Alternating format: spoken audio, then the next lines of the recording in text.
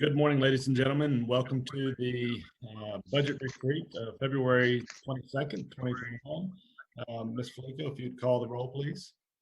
Mr. Rogers. Here. Ms. Ramsey. Here. Mayor Pons. Here. Vice Mayor Dent. Here. Mr. Maslin. Here. Okay, and that takes us to number 3 on the agenda, financial outlook. We're going to turn that over to the city manager. Yeah, good morning, Mayor, members of council. Welcome to the FY22 budget retreat. Looks a little bit different than this year than it does most years. We're not all together around the table, but here we are at the virtual table nonetheless. Hopefully this will be our last budget retreat in the virtual setting. Fingers crossed. So this morning, I'm going to go through the presentation that we normally do. So let me show my screen here.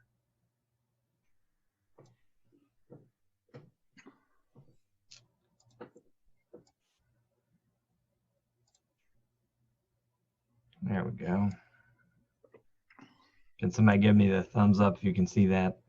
All right, great. You can never be sure if you're showing the right screen. So, all right. So as I said, FY22 budget retreat, and we'll dig right in this morning. This is going to be our agenda, and it's going to be a little bit different than our normal budget finance retreat presentation. We've added this first step on the journey today, the budget story. And the reason that we've added that is because obviously the budget has gotten a little bit more complex than it usually is. Not just because of COVID-19, but also because of the revenue shortfalls that the COVID-19 pandemic has created, and also expedited urgency in terms of the fund needs, particularly in the CIP. So before we frame the budget for you for FY22, we sort of have to lay out the groundwork of the assumptions that we've made and the steps that we've taken as a staff. Now, I want to remind you that this is the beginning of a long journey in the budget process flow.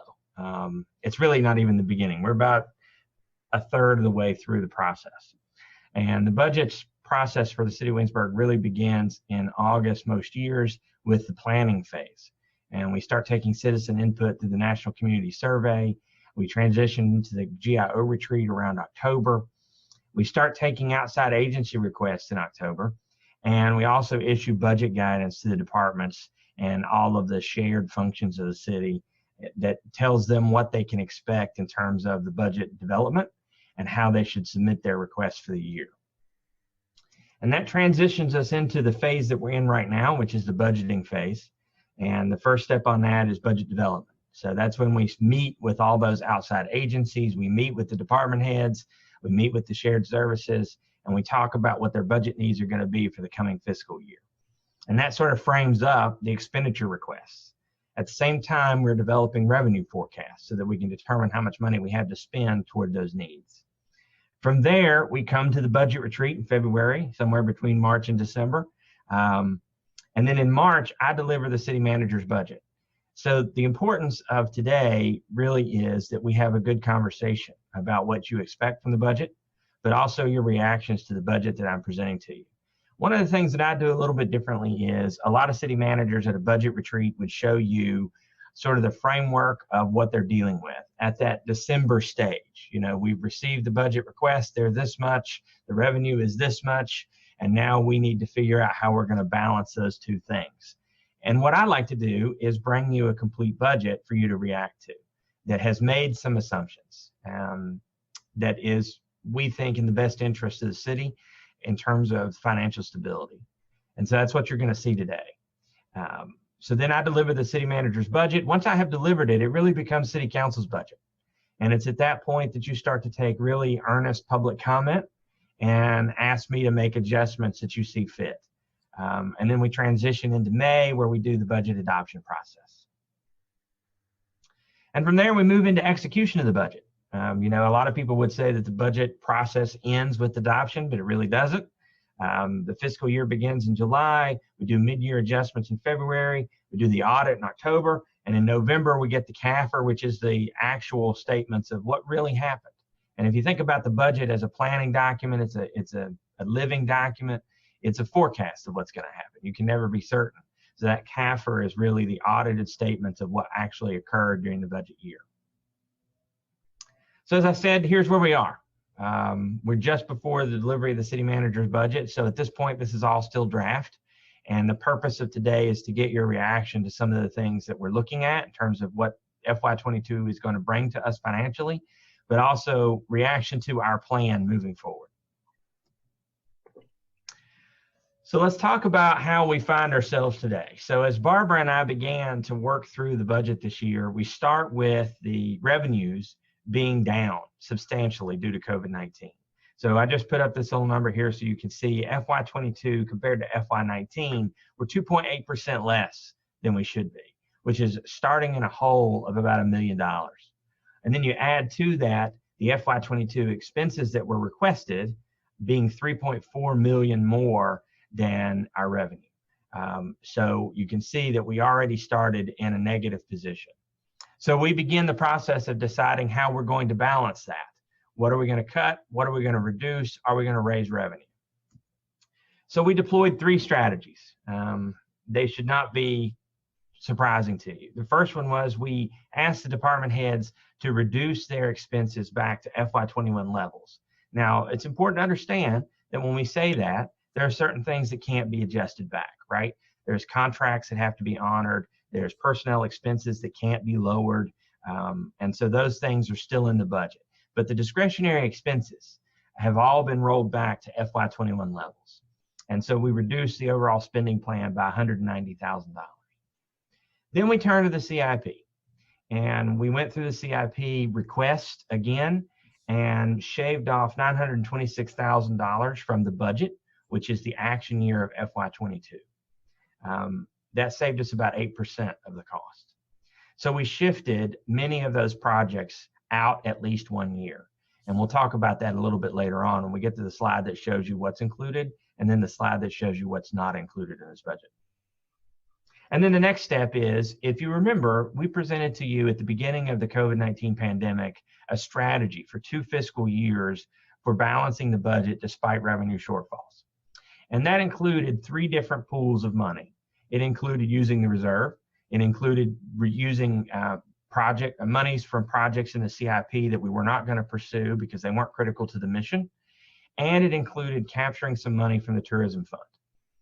What we realized as we went through the process of those 2 fiscal years is we jumped the gun just a little bit. We expected to need more money than we actually did in FY20 and FY21.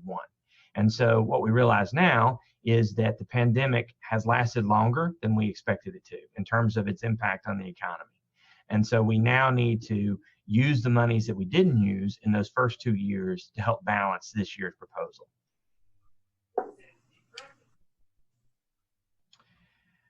So now we come to the long-term problem. And what I want to do is I want to remind you that in the last few budget retreats and budget sessions, we have talked about, I would say for the last 3 years, we have talked about a structural imbalance in the general fund and in the CIP. And a structural imbalance is really simple. That's accounting speak for when a fund is spending more than it's taking in.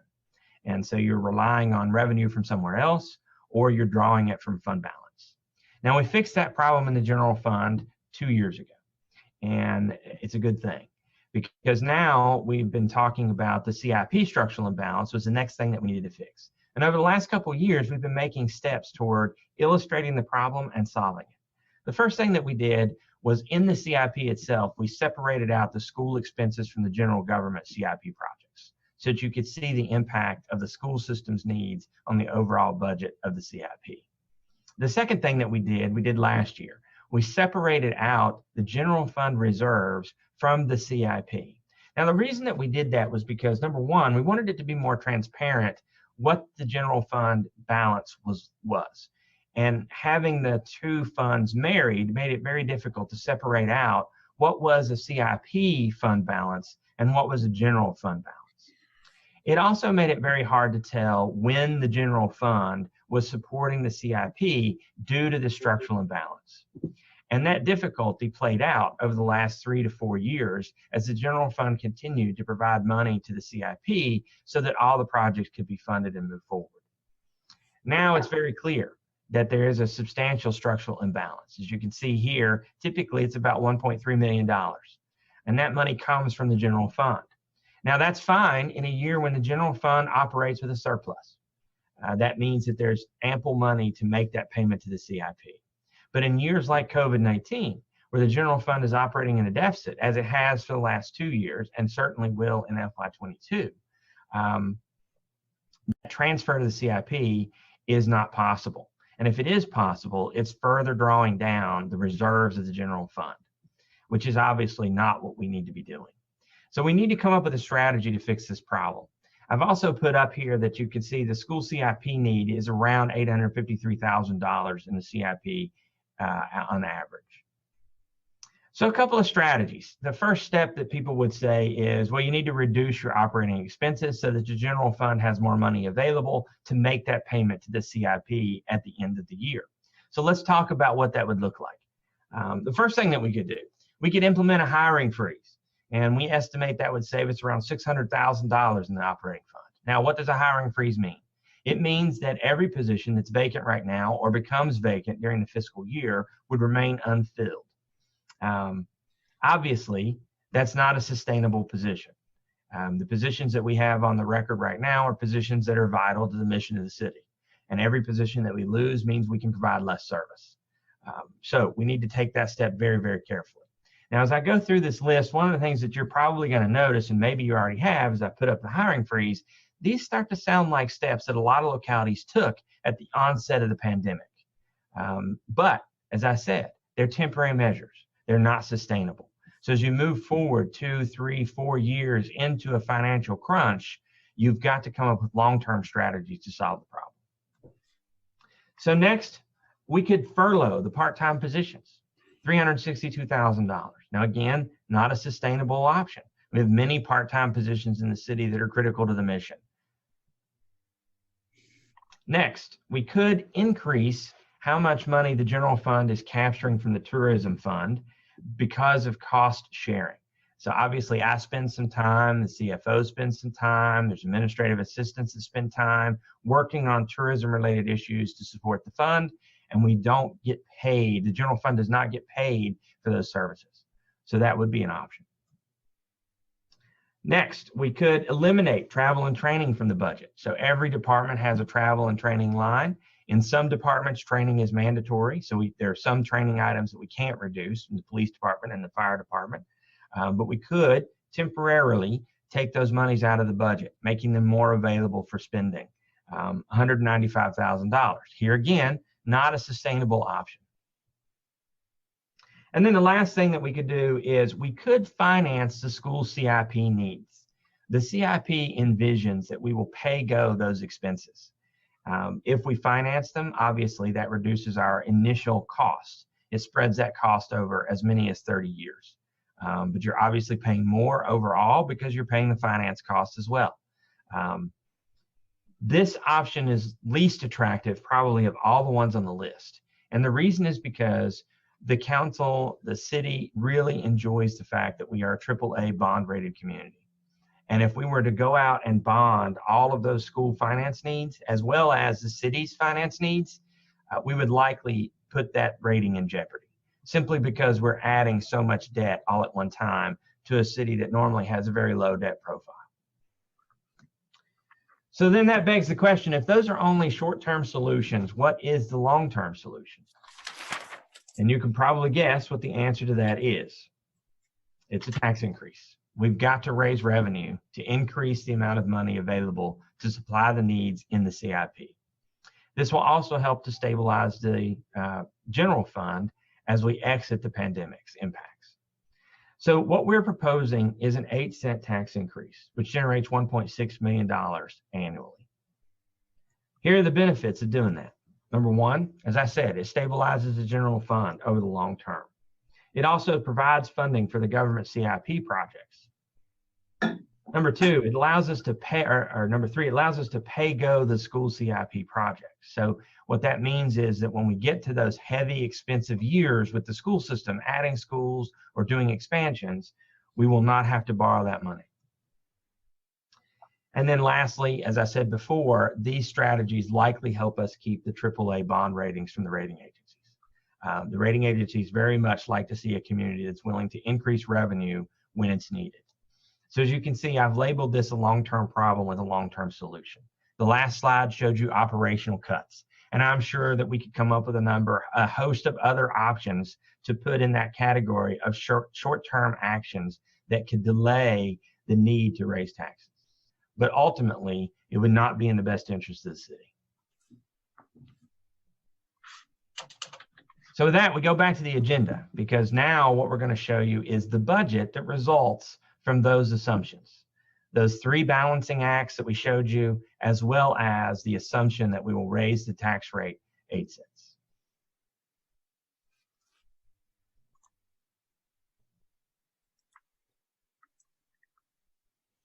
Now I think Barbara is going to walk us through how we finished FY20 and FY21.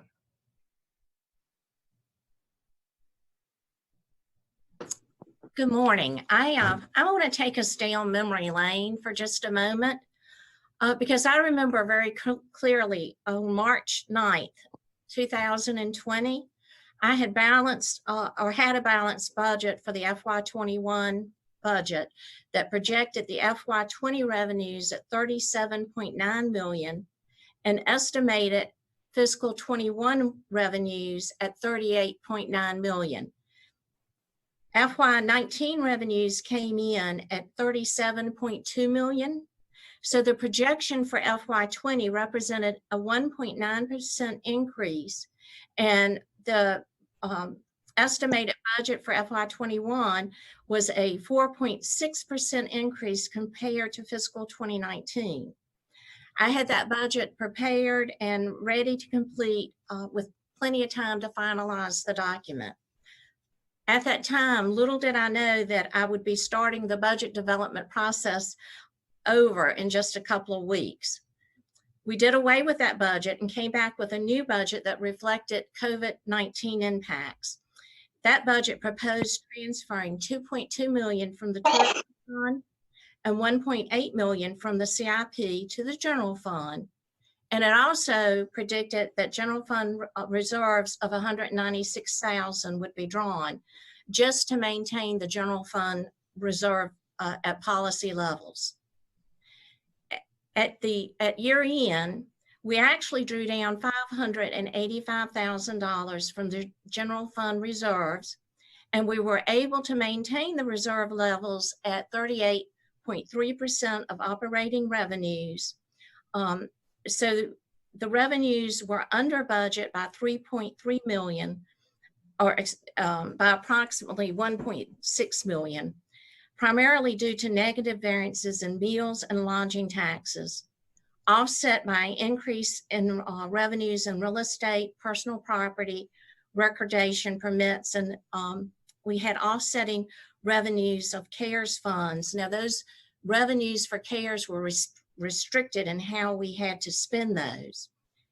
FY20 expenditures were under budget by about $1 million, which netted a deficit in the general fund of about $600,000. Again, we were able to maintain the reserve level without the transfers that we had proposed from the tourism fund. And at this point, I'd have to say that our strategy was correct. Our timing was off, because I estimate that we will need to make those transfers in FY21, as we're looking at a $3.9 million shortfall in the revenues or draw on fund balance. With the reserves, I think the draw will be about $3.4 million. So when we compare our estimated revenues for 21, at first glance, they appear to be about $800 and about $2.9 million difference in that is for the CARES money. So we're coming under our estimate by a total of $3.9 million. When you combine the revenue shortfall of 1.7, and our expenditures are coming in with a negative variance of 2.2 million, but that's primarily because we have CARES money in there for expenditures we made for certain purposes. So the outlook is pretty bleak when we look at 21.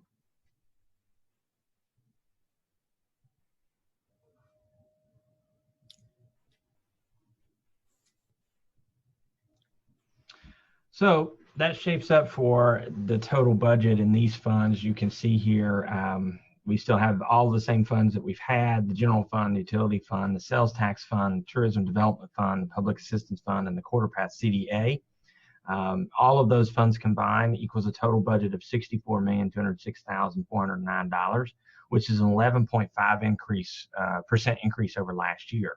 Now, if you look at this and compare this slide to last year's slide at this time, almost all of that increase is due to the sales tax or capital improvement plan. And most of that increase is due to the school system's needs.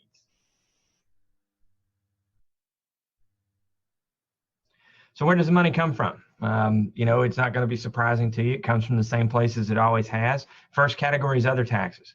And this is the group that usually is the largest in terms of revenue, because it includes things like sales tax, lodging tax, cigarette tax, and other types of those ancillary taxes. This year, though, with the proposed tax increase and with the decline in revenues of those discretionary spending taxes, the property tax and the other taxes are expected to be equal in terms of what they generate. Next, we have all the other sources, which includes things like licenses and permits, fines, charges for services, the use of money, and the transfers to and from the funds. Intergovernmental are the payments from the state. And then we have the miscellaneous category, which includes things like EMS recovery.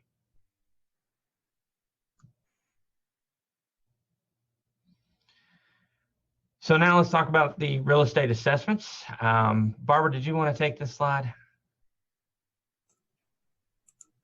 Sure, I'll be glad to. For FY22, we do anticipate, or we have built into this budget, a 2% increase for the real estate tax assessment. That equates to about $350,000. Now, I will say, I have to have an ad in tomorrow for the real estate assessment, and our real estate assessor, Derek, and I are having lots of conversations about this. There's some uncertainties in where that reassessment is going to land as we look at the impact on some of our commercial businesses. But right now the budget has 2% built in. We're thinking we may be looking maybe at 2.5%, possibly 3%. We have until tomorrow morning to figure out exactly what level we're comfortable at in terms of what we're going to advertise for the real estate assessment. So the important note about the requirement to make that advertisement is that the city's budget process happens earlier than most other localities. In fact, if you look around the region, we're the first ones to come to you with a proposed budget. We often adopt a full month in advance of the other localities. And so what that does is it advances our timelines for everything that is required to adopt a budget, including the advertisement of both the assessed rate and the tax rate. So when Barbara says that we'll be making that advertisement, we will be making that ad with the advertised tax increase that you all think is appropriate. What we'd like to do is advertise 8%. And the reason for that is because, 8 cents on the tax rate. And the reason for that is because whatever you advertise acts as a ceiling. You can't go any higher than that. So what we need to do is make sure that we advertise the highest possible rate so that you have the greatest flexibility. As we go through the adoption process, if you decide that you don't want to take the staff recommendation of 8 cents, that's fine. It can be lower. You just cannot go higher. And so that's why it's important that you know that we make that advertisement tomorrow. Just because we've advertised a rate doesn't mean that that will be the rate at the end of the day. In addition, as Barbara said, there's still some uncertainty in terms of the assessment. Commercial values are still not quite known. And so even though as we advertise that assessed value, does not mean that when we get to the point of adoption, that will be the rate that's included in the budget. It's the advertisement is based on the best knowledge that we have at the time. And so obviously it will be close, but we can't say for certain it'll be exactly that advertised rate. And if I could just add one thing, we still, at the time that we adopt a budget, we still have to, the appeal process is out there. And while that's important, I think this year is there's some uncertainties in the commercial projects and how that's going to pan out that I think opens the door sometimes for us getting more information after that assessment's made. So that just adds to the uncertainties and makes it more important that we advertise enough to be able to deal with any additional facts that come to light after that ad's placed, which statutorily we have to place it 30 days before the public hearing, which will come in April. Barbara, can I ask a question? Mhm. So when we talk about the 2 to 2.5% assessment rate increase, that's not reflective of new product that may not be on the market this year. Actually, that number does include anything that we're proposing that would be new construction.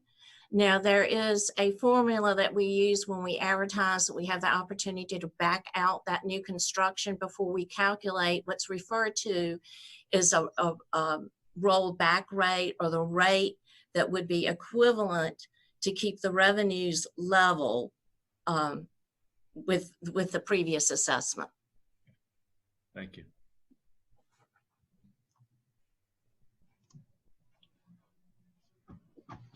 So now, how does the proposed plan compare with the region? You've seen this chart before. I think it's exceptionally helpful for you to see where we are in comparison to the region and some other places around the state. As you can see, even with an 8-cent increase that would put our real estate tax level at 0.68, it's still lower than everyone else in the region and lower than most cities in the state of Virginia. Our personal property tax is low compared to the region at $3.50. The machinery and tools tax also fairly low. Meals tax, room taxes are locked in accordance with the historic triangle tourism sales tax. And then the cigarette tax, again, we told you last year that we would be proposing an increase. The state statutes have been very fluid this past session of the General Assembly in terms of what was going to be allowed for cigarette tax. We now think that the final disposition of the bills will be allowing localities to raise their rate to no more than 40 cents per pack. And that includes the counties now having that authority, and they did not have that authority last year. So it is our expectation that York and James City County will add cigarette taxes this year at the max of 40 cents.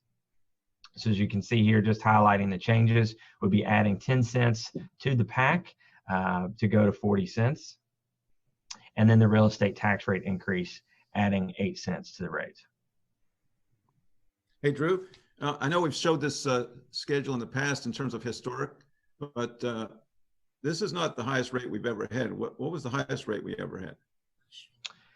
That's a good question.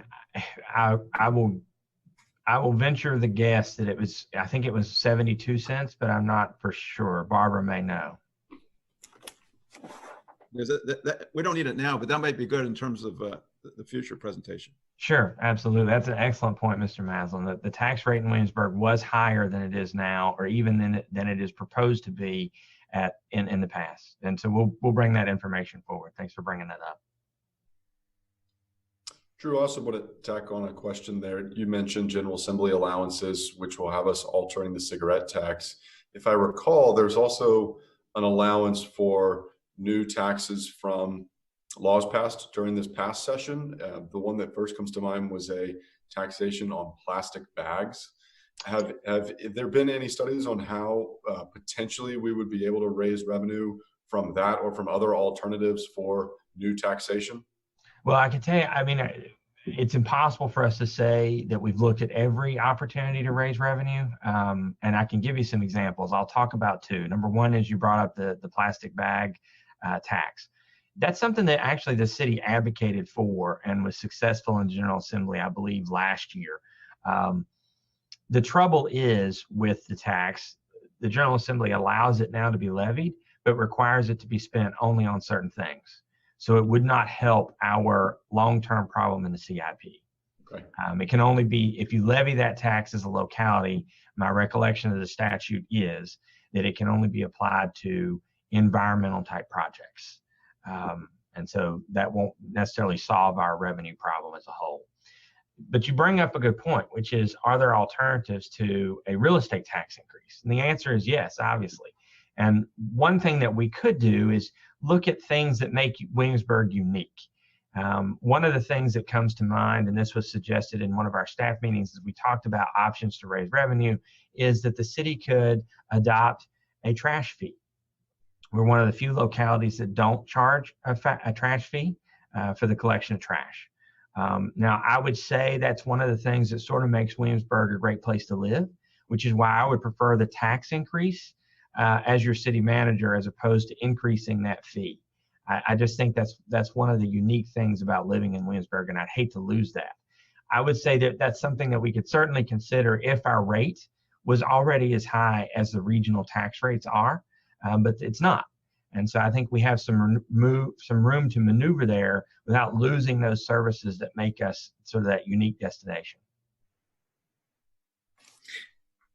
So with that, Mr. Trivett, are there some other fees that possibly could generate additional revenue? And well, just, I mean, from obviously, my experience, just such as the EMS fees. Sure. So, you know, there's a lot going on. Number one is we did look at raising fees where we could. So we went back and looked at things like building permits and make sure we captured, as Mayor Pons mentioned, new projects coming online and things that might be in the pipeline for permit fees. We could raise those rates. We have a little bit of maneuvering room there before we're the highest in the region, but we don't have a lot. As far as EMS recovery rates, one of the things that we've seen is with COVID-19, those rates have really dropped. I mean, the rate of revenue collection is way down in terms of EMS, and that corresponds to our lower than average call volume right now in the fire department's response rate. Will it come back? I don't know. I mean, it's sort of, it doesn't feel right to hope for more people dialing 911, so I'm not going to advocate for that. I sort of hope that the rate stays low. There probably are other fees out there that we could look at adding, but I don't know that they're going to generate substantial revenue. I think the tax or a fee on trash collection would probably be your largest option in terms of generating new revenue. But even then, the expensive recycling and trash pickup, I think the contract's, you know, $200,000, $180,000 is not, I mean, if we replace that, it wouldn't generate a whole lot of money. It's not going to generate as much as the real estate tax does, right? You're still going to have, ultimately, you're still going to have that issue with how do we pay for the long-term school projects. So now Barbara's going to talk to us a little bit about fiscal health and the trends. So on our general fund operating history, if you look through that trend line, you can tell that we've had a history of having our revenues for the majority of the time, it's close, but come in slightly above our operating budget, and a strong history of our operating expenditures coming in under budget. But in around fiscal year 18, you start to see that gap starts to decrease. We don't have as big a gap of underspending our budget, and our revenues start to get closer to the budgeted levels. In 20, you see pretty much the revenue and start to get very, very slightly under our operating budget. And then in 21, you see that gap between budget and operating revenues get a little broader. One strange thing that when I first put this slide together is, why were our operating expenditures above our operating budget? And simply put, that's because we're comparing this to our adopted budget, and we had CARES funds come in that were appropriated in the revised budget. But when you compare it to the adopted budget, we were not anticipating CARES money. So that's why we have that bigger gap with expenditures. And then looking at the chart below that, you can see that we've had steady growth in our real estate value. Our personal property has some modest growth in it. Then when you look at our 1% sales tax, you can see that growth, but you see that take that dip in 20. Our historic sales tax, again, is also not, you see that staying pretty level. It looks level there. It actually dipped in 20. Our business license tax, you see that having some growth until we hit fiscal year 20. And we'll really see that as we move forward. For instance, our FY22 business license is going to be based on the receipts for the year we're currently in. And we know that business has been down during this period. Bank stock tax stays fairly level. We've had a couple of periods in our recordation when we've had growth in the community. Still not a big tax compared to our real estate and some of our tourism tax. The $2 lodging, we know that we've seen that decline steadily prior to COVID, and certainly that's taken a hit with the impacts of COVID. Our meals tax, typically we see modest growth in that. Certainly in fiscal 20, when we only had the spring months and summer months that COVID had hit in 20, and we'll certainly continue to see that decrease in 21. And then when you look at our this other slide, it's just a little bit closer look at what's going on with our operating revenues compared to our expenditures. And again, you can see that line converging on the revenue till it's getting closer to our budget. And then certainly as we come into 20, our revenues take a dip, and we'll continue to see that slight increase in 21, but certainly not back to our FY19 levels. And again, I've already spoken to why the expenditure line is exceeding the operating budget. Thanks, Barbara. So we talk about debt a little bit. When we get to the CIP section, you'll see that we are proposing some new debt for the city. We've got a couple of projects that we'd like to undertake, namely the police station as well as a future library project. Both of those projects are envisioned to borrow using general obligation debt. So that's built into the CIP when we get there. I wanted to talk a little bit about our debt as it stands and what our room is for capturing that debt.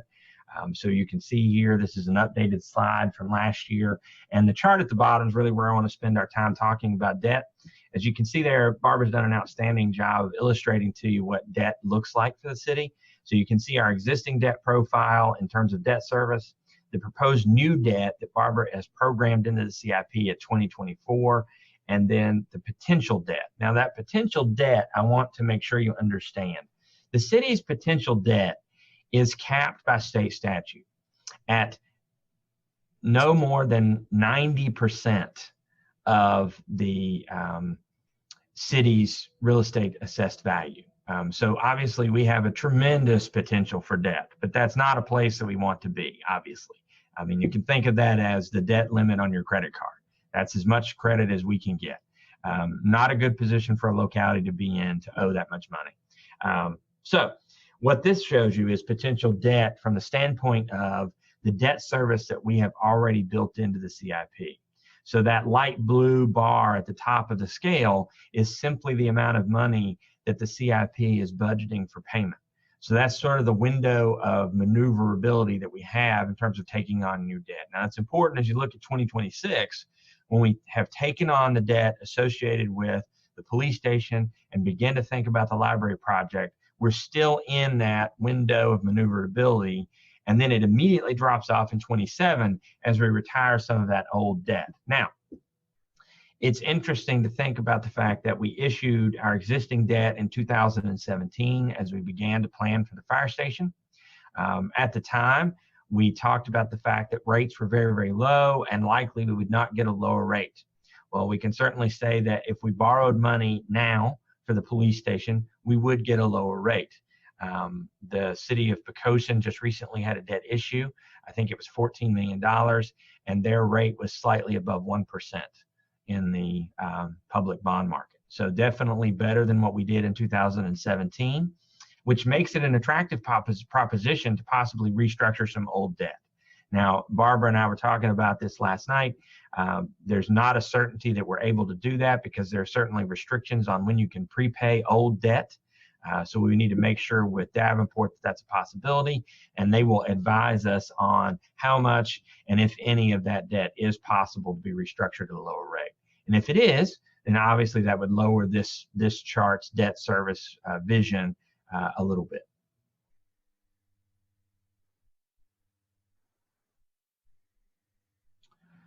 So where does the money go? In FY22's proposed budget, this is the ever popular pancake chart. It shows you the percentages of expenses based on the division of expenses that you see in the budget categories. And so you can see there that obviously our largest expense is public safety. Education comes in second, followed by public utilities and then public works. So this is not a surprising chart. If you compare this to other localities across the state, their stack would look very, very similar to this. Very often you might see education and public safety switch places. It just depends upon the locality and the needs of that organization at the time.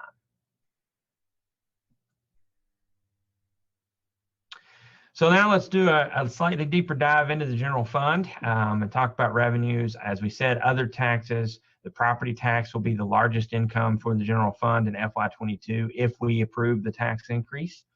And then we have several other flows of money. This does include a budget transfer from the reserve of $3.5 million. So expenses, this is where the money goes, and there's not a lot of difference. As we said, we held departmental expenses to FY21 levels, with the exception of those things that can't be held to flat numbers, but all the discretionary expenses.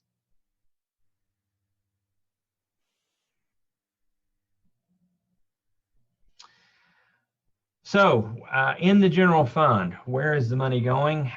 This chart shows you sort of the increases. As you can see there are very few that have increases and some were a decrease. Education is a decrease, and that has to do with the fact that their spending plan is lower as a result of CARES money coming in.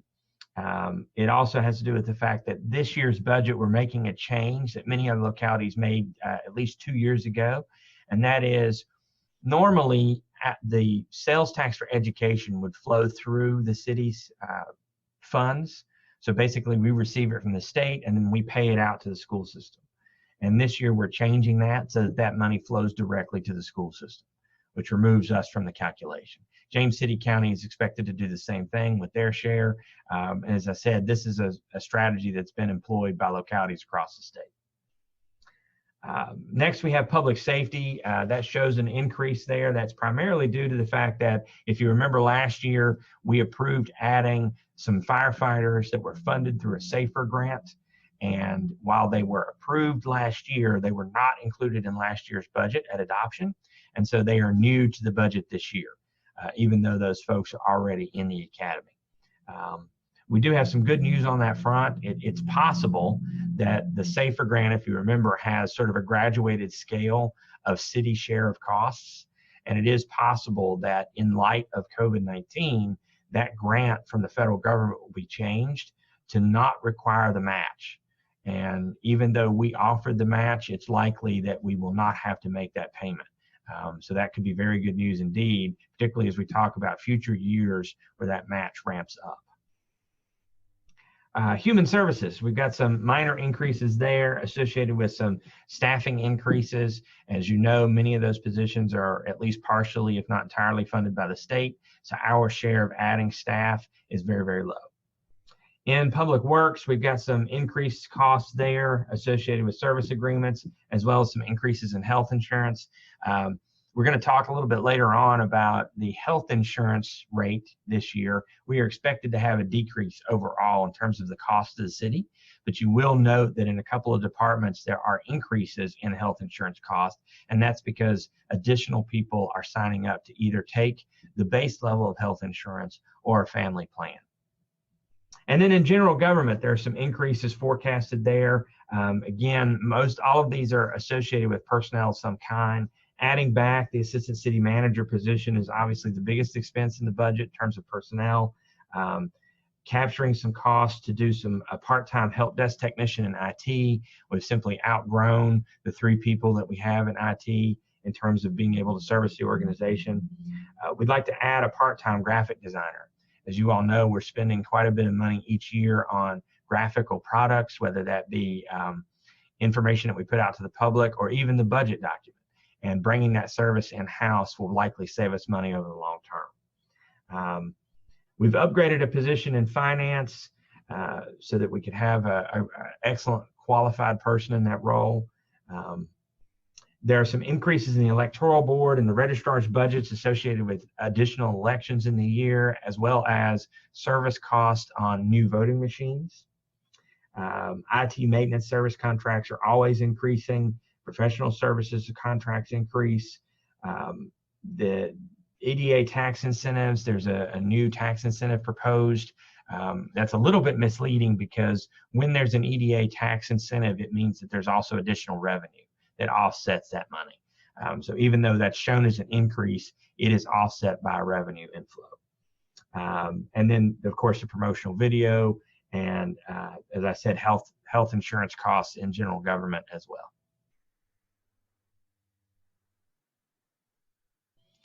So now let's break that down and talk specifically about what's included. I can see Mayor Pons is smiling. We did change this picture out just for you, Mayor. So what's included in this budget proposal? The first thing and the most important thing is that transfer from the general fund to the capital fund of $1.3 million. As you can see, I mean, that's a substantial payment. And if you do the math on what we're proposing as far as a tax increase, the majority of it is right there. And we've got a slide later on that breaks it down for you. Increases in contractual and professional services. You asked us in the GIO retreat this year to look at making the parking garage free. And so we have included that in this budget, which is a loss of around $250,000 in revenue in this year's budget. In a normal year, without the COVID-19 impacts, that would be around $350,000 of loss. But certainly a step in the right direction in terms of our parking plan downtown. Non-discretionary departmental increases, only $121,000. Again, these are things that we really don't have the ability to lower the cost of. These are things like health insurance and contract costs. You asked us over the last 2 years of budget presentations to try and figure out how to deploy a police department take-home vehicle plan. As I said, when we started doing the balancing act on this budget, we started reducing the CIP's expenses. And the police department had a whole host of expenses, you're going to see them on the next page, that ultimately got cut from the CIP. But when we met with the chief and we said, what is your top priority of achievement in this year's budget? He said it's the take-home vehicles. And certainly if you look at the turnover rate, we do need to make a change there. He thinks that the take-home vehicle plan will help turn the turnover rate around, which ultimately saves us money. Also, in their meetings with the fleet manager, they have determined that over the long term, doing take-home vehicles will save the city money as well. Initial expense, long-term savings. So this amount of $300,000 will allow us to do about 6 people in the first year with take-home vehicles. It does take us several years to phase in the plan, but I think it's a good first step. As I said before, there's some registrar and electoral board expenses that are associated with additional elections, increased advanced voter options, as well as expenses associated with the new voting machines that we purchased. Personnel changes, this is the list of things that are different about our personnel. It's not just new positions, so please look closely. The first is adding back in the assistant city manager. That number is a little bit misleading because we do have a position in the budget that was not the assistant city manager, but was a lower grade technician level. And we've absorbed that position to upgrade back to the assistant city manager. The materials for that advertisement are ready, and hopefully we'll begin that process next week with an internal advertisement and a national advertisement to follow that. The 4 firefighters, as I explained earlier, associated with last year's SAFER grant, despite the fact that they were approved by the city council, they were not in the adopted budget last year, so they are new to this year's budget. And as I said before, we do get the SAFER grant, which offsets the cost of that. And it's possible that we will find out with certainty in the coming months that we do not have to continue to honor that shared cost commitment. And if that's the case, then we'll modify the budget to reflect that. Upgrading the finance position, implementing an IT part-time help desk person. That position will help us keep up with help desk requests. The Human Services Office is going to add a couple positions there, a prevention social worker, as well as a part-time office assistant. And you can see there the low number of our city share. That's because the state pays the lion's share of those costs. A graphic designer, and then the Commissioner of Revenue is making some changes in her office as well. The auditor that you all remember approving at a budget meeting not too long ago has retired.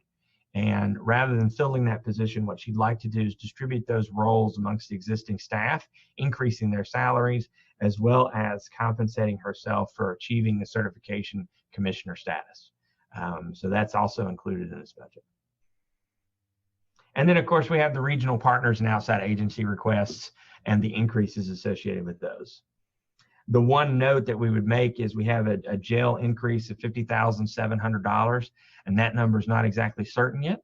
So when we get to the next slide that shows you what's not included, you'll see that is there. So the first 2 bullets on the what's not included list are raises for the city staff.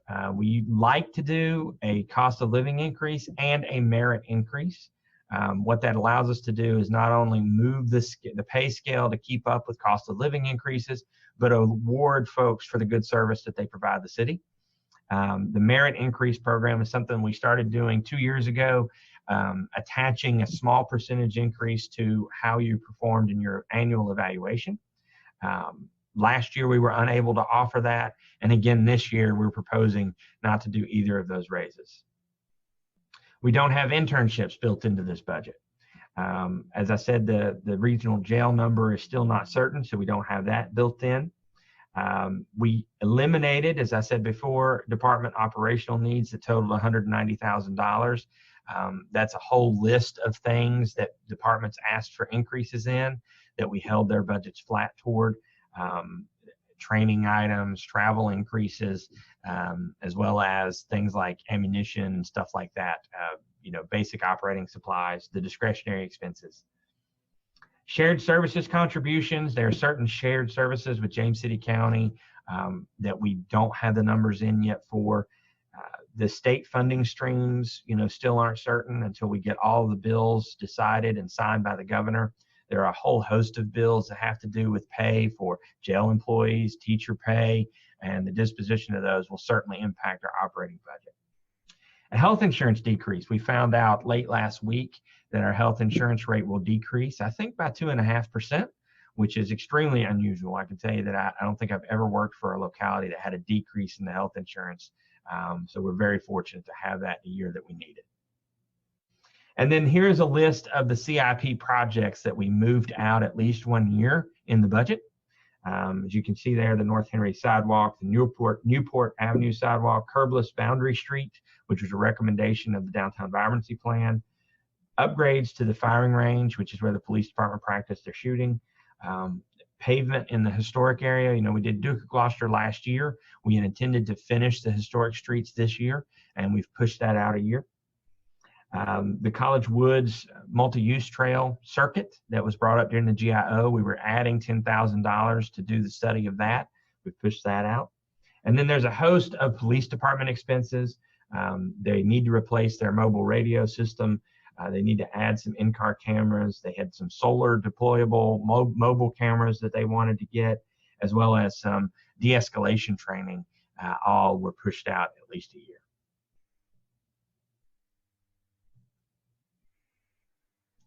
Now we move on to the utility fund. So in the utility fund, things have been a little bit different. We've seen decreases in demand, which certainly is a little bit counterintuitive in terms of people being at home more. So charges for water are down, charge for sewerage also down. And then you can see that there is a fund balance transfer into the fund of $1.2 million. Oops, went the wrong way. So as you can see here, these are the expenditures for the utility fund. Not totally dissimilar from previous years. The one exception is going to be in the CIP.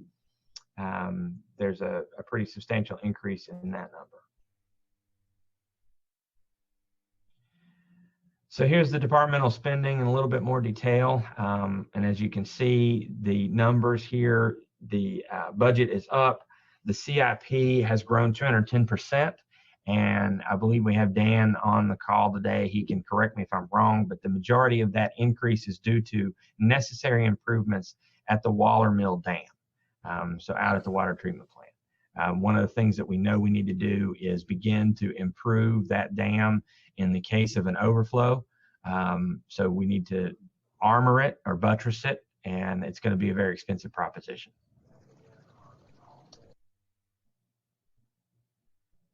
Dan, did you have anything you wanted to add about that? That's right. Just want to say you're right. It's really about the dam, and it's you know, we're running numbers now, but it's going to be extensive, anywhere from million to $1.5 million, 2 million, up to 4 or 5 million. So there are some other options. So we're looking at all the options we can possibly do out there. And thanks, Dan. One of the things that you all had asked us to do last year was to develop a policy for the utility funds reserve that was similar to what we would use in the general fund in terms of fund balance. And so Ms. Dameron has drafted that, and we will talk about that a little later.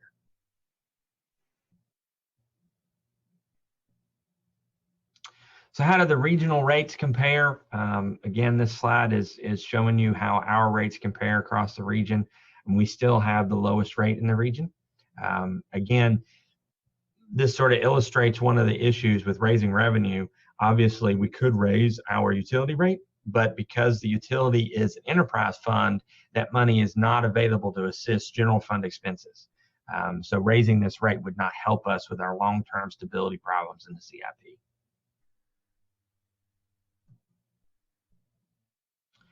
So next we move to the capital improvement fund. And as you can see here, the revenues that come in are not sufficient. So we've got sales taxes at $4.1 million, grants from VDOT, and then other grants, as well as intergovernmental transfers. And then there's a transfer from the reserve of $3.8 million.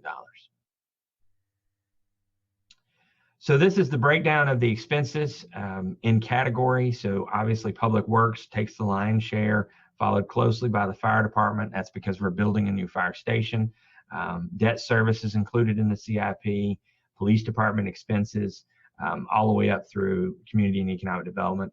There is a budget of $245,000 available for the library. That's only because we know that the HVAC in that building is older and reaching near the end of its life. We're trying our best not to have to replace it, knowing that a remodel or a new building is on the horizon. So we've budgeted a contingency of $245,000 in case there's a problem there, but hopefully that money can go unspent. So now let's look a little bit closer at the CIP, and we'll try to get through this fairly quickly. I know it's a small slide to see all of the numbers, but this shows you our estimates for sales tax gradually increasing over time. Again, we're trying to be conservative as we estimate the return of revenues associated with COVID-19. And then you can see there the line that says transfer from the general fund, 1.3, 1.6, 1.4, up to 1.5 in year 2026. That is now showing you how much the general fund is required to support the CIP moving forward. So on this sheet, we start to walk through the expenses. You can see the paving program. That's the city streets generally. Underneath that, we have the historic area streets, and that's where we put the budget for paving. As I said, we've pushed out paving in the historic area by a year, which will allow us to pick back up in 2023. The rest of those streets were really not in as bad a shape as Duke of Gloucester Street, so that should not be a big problem for us. As you move through, you'll see that we did move out the sidewalk projects for Newport, as well as I'm missing one here, North Henry Street. So those are projects that we have postponed into future years of the plan.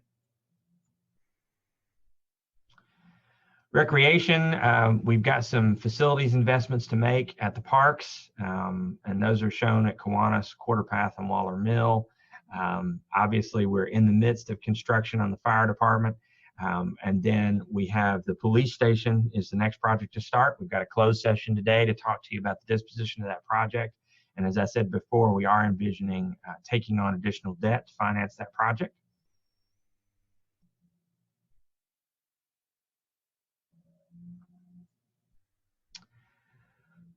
Here you have the expenses associated with the rest of the plan. So you've got some economic development expenses.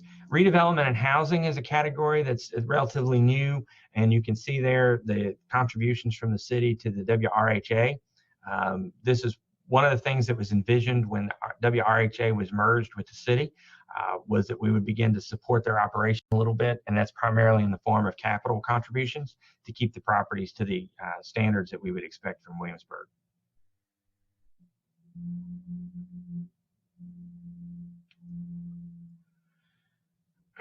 This is where we start to see the totals of the CIP.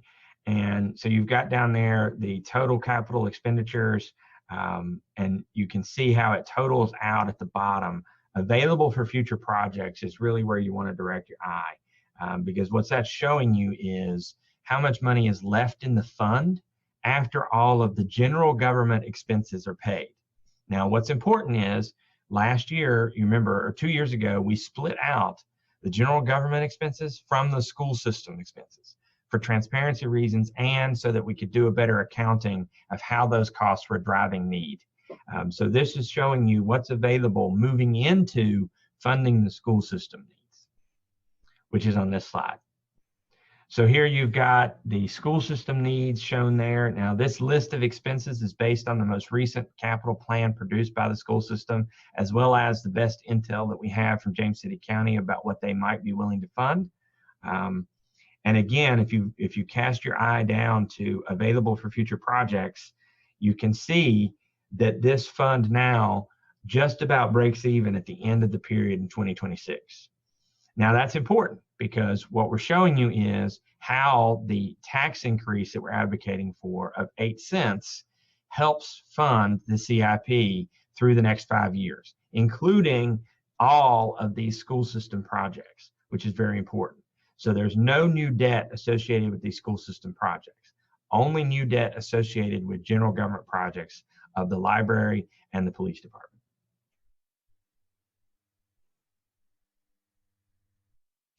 So let's talk about where that tax increase goes.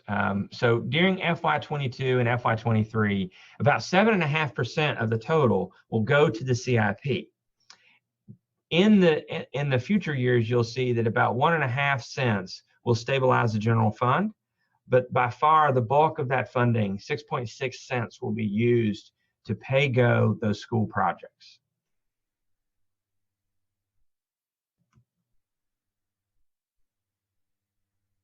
So let's talk about the reserve, because we have shown you that we are using the reserve pretty much in every instance to help balance the budget. And that's what the reserve is for. But obviously, we've got to be very careful about taking it too far. So if we look at the general fund policy for reserve, we know that we require 35% of the operating revenue as shown in the CAFR. And in this operating year, we will finish the year, if the budget is approved as proposed today, at around 31%. That's if our estimates are accurate. As you know, we try to estimate revenues very conservatively. So hopefully we finish the year better than what we're estimating, and it's not 31%. It's higher than that. But obviously 31% is lower than 35%. Now, there's a little bit of a calculation there that has to be made, I have to make you aware of. Number one is, as I said, the policy is 35% of the operating revenue as shown in the CAFR. Well, there was something unusual that happened in 21. We received a substantial influx of CARES money, right? That's one-time revenue that we normally don't receive. And so that upped the amount of revenue that was going into that 35% calculation. So as we finish the next fiscal year and we don't have CARES Act money revenues, if we don't, it's possible that we could get some CARES Act money from the federal government during this year. Then that number would go back down, and our 31% will probably increase as a result of that. So that's something to keep in mind. Wrong way again. So then next we add to that the sales tax fund reserve. As you saw on the last slide, that number is very, very low. As we finish out 2026, after we've paid for all the projects, including the school system, around $8,000. So that's not a huge amount of money to calculate toward the total reserve available to the city. And then the largest sum of money comes from the surplus. And that's really what drives this. You know, I think that we were definitely forecasting for you over the last 3 years that at some point we were going to have to raise revenue to stabilize the CIP and pay for school projects. If COVID-19 had not occurred, we're probably 2 years away from having to raise taxes. But COVID-19 has just made that issue urgent. And it's because we no longer have a surplus in the general fund. The surplus is what kept the CIP whole in those past years. And as that surplus has dwindled, the need has grown great. Now that there is no surplus and we're running a deficit, we simply cannot afford to continue to operate the CIP at a loss. So now we talk about the tourism fund. So here we have the expected revenues from tourism and also the expenditures. There's not a significant change here. As you know, the bulk of this funding is used to pay for the grant program, which we suspended until we could stabilize the funds. So in this coming year, we will begin to build back revenue so that we can again go back to offering tourism grants.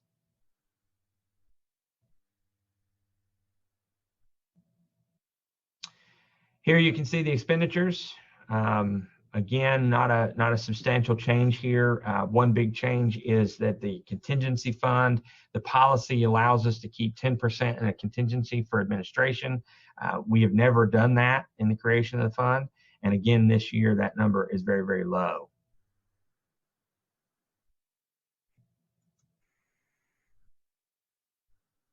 So now we talk about where do we go from here in terms of our forecasts and what we think the future looks like. So we start with the budgetary changes that are impacting our fiscal health today. Well, obviously COVID-19 continues to impact us. The longer that we are in a depressed economy as a result of mitigation strategies, the longer our revenues suffer. We've talked substantially today about the CIP structural imbalance, and that's really probably the biggest factor outside of COVID-19 affecting our budget. We have seen a decrease in the lodging tax even before COVID-19, and of course the ever increasing school operating and CIP costs. If you saw the school system's budget presentation, you know that they are talking about increasing teacher pay, and obviously that will increase our operating expenses associated with the school system. Indicators that we continue to prepare for, we're still worried about the decreasing annual surplus. If we implement the tax rate increase that we've shown you today, it helps to stabilize that issue. The decreasing sales tax fund reserve, again, the increased real estate tax rate resolves that problem. Increasing service demands, the cost of services exceeding the revenues, the increasing school costs, we don't expect that to be a one-time thing. That's going to continue. Economic uncertainties during the pandemic. Again, we just don't know how long the market will be unstable. We hope that it's a quick rebound, but we don't know. And then, of course, we want to be prepared to take advantage of a rebounding market. So we don't want to make financial decisions that so constrain us that we spend the next 5 years digging out and miss taking advantage of what's likely to be a boom as pent-up demand is unleashed in the market.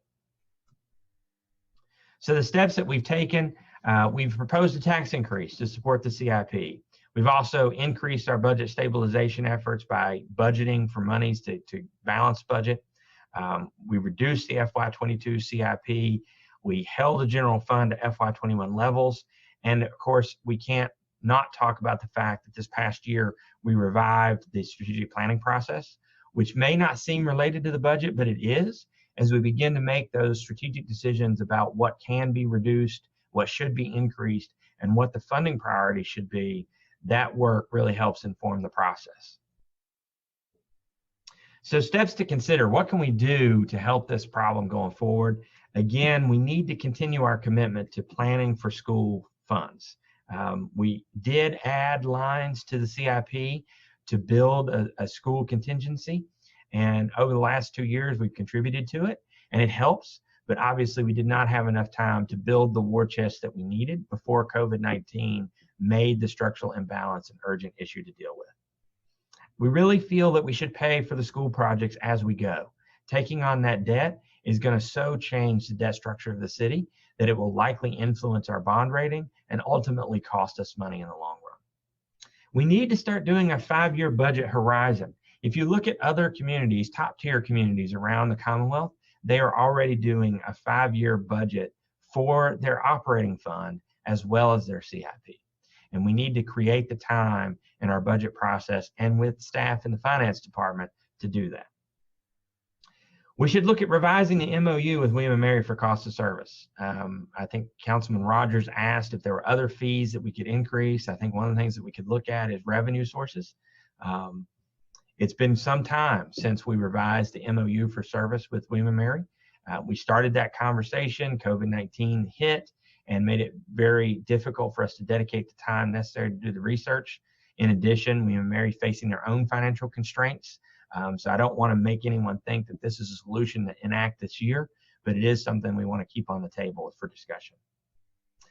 We think that we should revise our financial policies. There's a whole host of additional financial policies that the City Council could consider adopting that govern things like a debt ceiling, a tax ceiling, but also we need to talk about the structure of our reserve policy to include a repayment plan, especially now that we look as if we're going to be below 35% at the close of the year. We should really consider adopting a policy with this budget that dictates how we're going to repay that year over year until it's repaid. And those policies really need to follow the GFOA's best practices. Again, that's a step that will help us with the credit rating agencies as they do their annual reviews.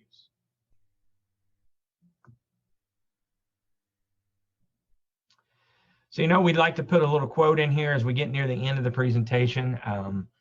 And so this year we wanted to show you a quote from the GFOA itself, talking about communities that are really suffering from COVID-19 issues. And I want to make it clear that even though this quote talks about financial distress and financial decline, that is not the picture that we're painting for the city of Williamsburg. Okay, the city of Williamsburg has very strong financial support. Even at 31%, our reserve is substantial. But it doesn't mean that we can be bad stewards going forward. And so we put this up here so you could see some of the recommendations from the GFOA for communities who are figuring a way forward. And they sort of look at it in 3 steps: bridge, reform, and transform. And the bridge stage is about getting the breathing room to make decisions. And so if you think about where we have been on our budget journey during COVID-19, that was really the stabilization plan that Barbara and I presented to you at the onset of the pandemic. That was our bridge budget. It allowed us the opportunity to see what was going to happen and make adjustments to the overall long-term plan. The reform stage, which is about stabilization and getting back to where you were isn't enough. You need to have the maneuverability in your finances to move forward, to be beyond where you were. And so that brings us to the transform stage, enacting those changes that allow you to achieve that thriving community. And so that's what the basis of this budget is. I know that a tax increase is not something that anybody wants to do, including us on the staff. But at this point, it really seems like the inevitable choice to do the right thing for the long-term stability of the budget. So we like to end with how all of the budget process fits into the overall planning of the city. We call it the Williamsburg Way. We have the dashboards that show performance. We do the National Citizen Survey to see how the community feels about the services we provide. That informs the goals, initiatives, and outcomes, which are then funded by the budget. And then we have execution in the middle, which is meeting the vision that's set by the city council based on community input. Now, we did want to take just a minute and talk a little bit about the next steps in terms of those performance measures. We've talked a lot over the last 2 years, particularly at Councilman Maslin's behest, about what the key performance indicators mean. And he has frequently said to us, are we really measuring the right thing? And our answer has been no. In many cases, we're not. And that's because our strategic plan was dated. In this last year, we took a lot of time. We had the GIO retreat. We worked diligently to create a new vision and a new goal set for the city.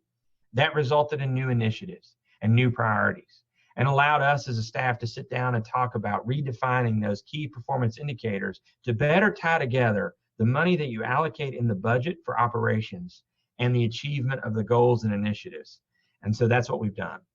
I put together 5 steps to 5 new KPIs, and I asked each department to take these 5 steps, apply it to their operating budget, and identify 5 new key performance measures that could then be linked to the new vision and goal set. And we just want to talk a little bit about what that looks like as we have completed the process. So the first one is a city manager example. So step 1, identify the goal. I picked innovating a modern city. The target area within that goal that I want to try and impact is equitable enhancement. And so what I propose is that we will construct a measure of level of service measure and apply that to defined regions of the city. The measurement will be a grade of some type, whether it's a score or a letter grade, that tells you how that area is performing relationship to other areas of the city for the services they receive.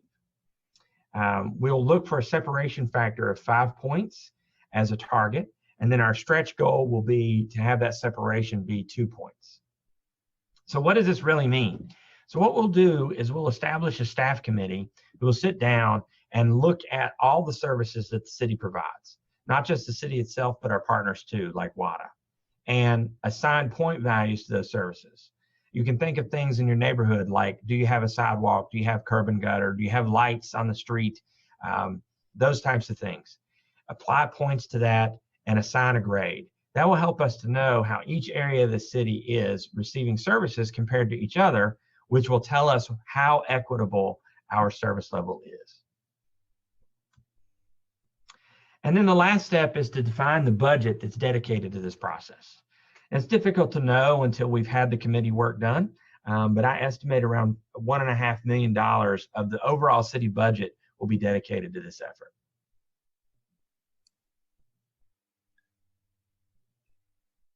So that example from the city manager's office, I deliberately picked it to go first out of the 4 that I have put together for us. And the reason I picked it was because it was a little bit of a stretch. You know, it's a new measurement, requires some work to put it together, but I think it's a creative way to better reflect how we think we're servicing the communities across the city.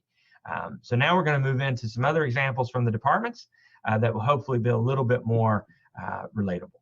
So the first one is from IT. Mark, do you want to walk us through this one? Sure. Thanks, Drew. So in IT, the one area in which we can have the most impact is how we serve and engage our employees. So, and we do that, and the unique measurement from that is to monitor service desk resolution time. So this is out of Courageously Leading, and the measurement that we're looking at is to reduce the mean time to respond and resolution for all service desk requests. So requests come in, how long does it take us to respond to the individual employee, as well as how long does it take us to resolve their issue. Our targets for the easy to reach target, we were calling it, is going to be less than or equal to 4 hours for a response, less than or equal to 12 hours for resolution. Our stretch is going to be less than or equal to 2 hours for response, less than or equal to 8 hours or 1 day for resolution. How we're going to achieve this is really adding increased emphasis on these service desk requests. we're looking at platforms and engaging with platforms that will allow us to really do some significant automation of mundane tasks, particularly employee onboarding, employee offboarding, things that we can really resolve quickly through the use of automation. Additionally, within the budget that you just saw, we're looking at adding a part-time service desk employee to help manage all of these requests. Our staff time equivalent for the budget is approximately $100,000 per year. That includes the new position as well as portions of the 3 remaining IT staff folks within the department in terms of how much money they're paid. And then an operational cost of about $5,000 per year will cover that as well. So we just wanted to show you a couple of them from the various departments. So this is economic development. I think, Michelle, you want to talk us through this one? Happy to. Thank you, Drew, and good morning, everyone. This one, we looked at goal number 3, innovating a modern city.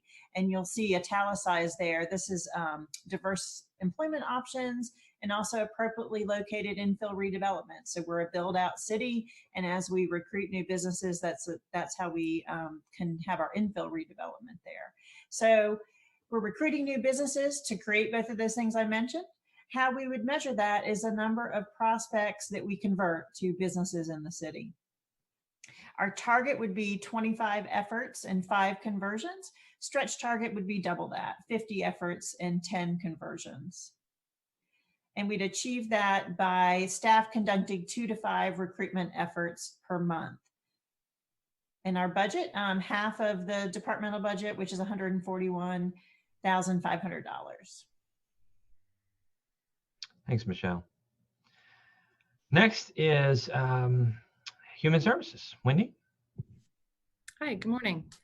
Yes, so this is the homeless and housing interventions, and this is under the goal prioritizing safety and wellness, and about being creative in our practices to address the homeless issues. And so again, we want to prevent households from becoming homeless, and obviously help those transition to permanent housing. And to measure this, we would measure the number of housing intervention services. So these interventions could be linking someone to shelter, covering motel emergency rent, or even supporting someone seeking permanent housing. So the target would be 400 households per year with a stretch of 600. And again, we would achieve this by the continued assessment and referral process, expand our partnerships with agencies. We want to build this continuum of supportive services based on individual needs. And then also develop a pilot program to support households bridging from homelessness to stable housing and really getting households housing ready. Here's the budget. Those are budget items in our year-to-year budget. With the addition of that prevention worker, we think that we can dedicate 50% of the time of the new worker to really address these issues.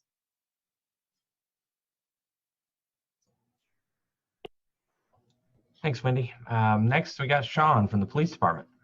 Well, good morning. Great to see everybody. Traditionally, we have looked at the utilization of the Prince George parking garage as one of our measures. And we do, and it's been brought up by council that it's kind of a difficult one for us to impact, kind of a difficult one for us to really use that as our measure. So this year we're looking at parking turnover and availability. Of course, goal number 3, innovating a modern city, whereby we're looking at measuring how we're affecting parking turnover in those key business areas, what we'll call downtown and around the CW area. So the measurement is the street parking availability. And again, our goal is to have, roughly 5% preferred parking availability. So that means, parking spaces available around those preferred downtown business kind of areas. And again, so our target is 5%. Our stretch target is 20%. Again, in those areas during the key hours, the business hours. We anticipate achieving that through enforcement, monitoring, as well as marketing, encouraging some locations like the parking garage where we ultimately would like to have more of our visitors park. And the budget here is a little difficult. It's a heavy technology. I think this is not going to work if we don't have the technology in place to allow us to be successful here. But the budget will include the cost of that technology, again, which is unknown at this point, but also the staff time and salary hours, as well as infrastructure repairs or upgrades. We know that we need a parking garage that's safe for folks, that the lighting's work, that it feels like a comfortable parking space. And again, we need to encourage our visitors to the parking garage for this to be successful. Thanks, Chief. Thank you.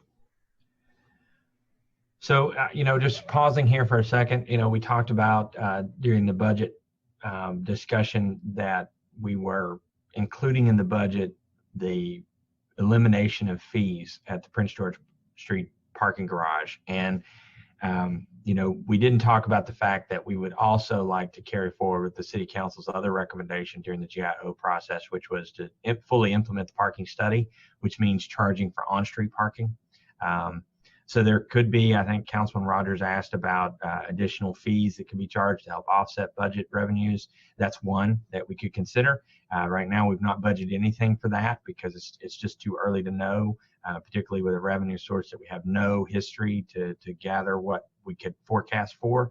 But that's something that we could consider during the coming year at relatively low expense that would also help the police chief achieve the goal here in terms of turnover in those key spaces.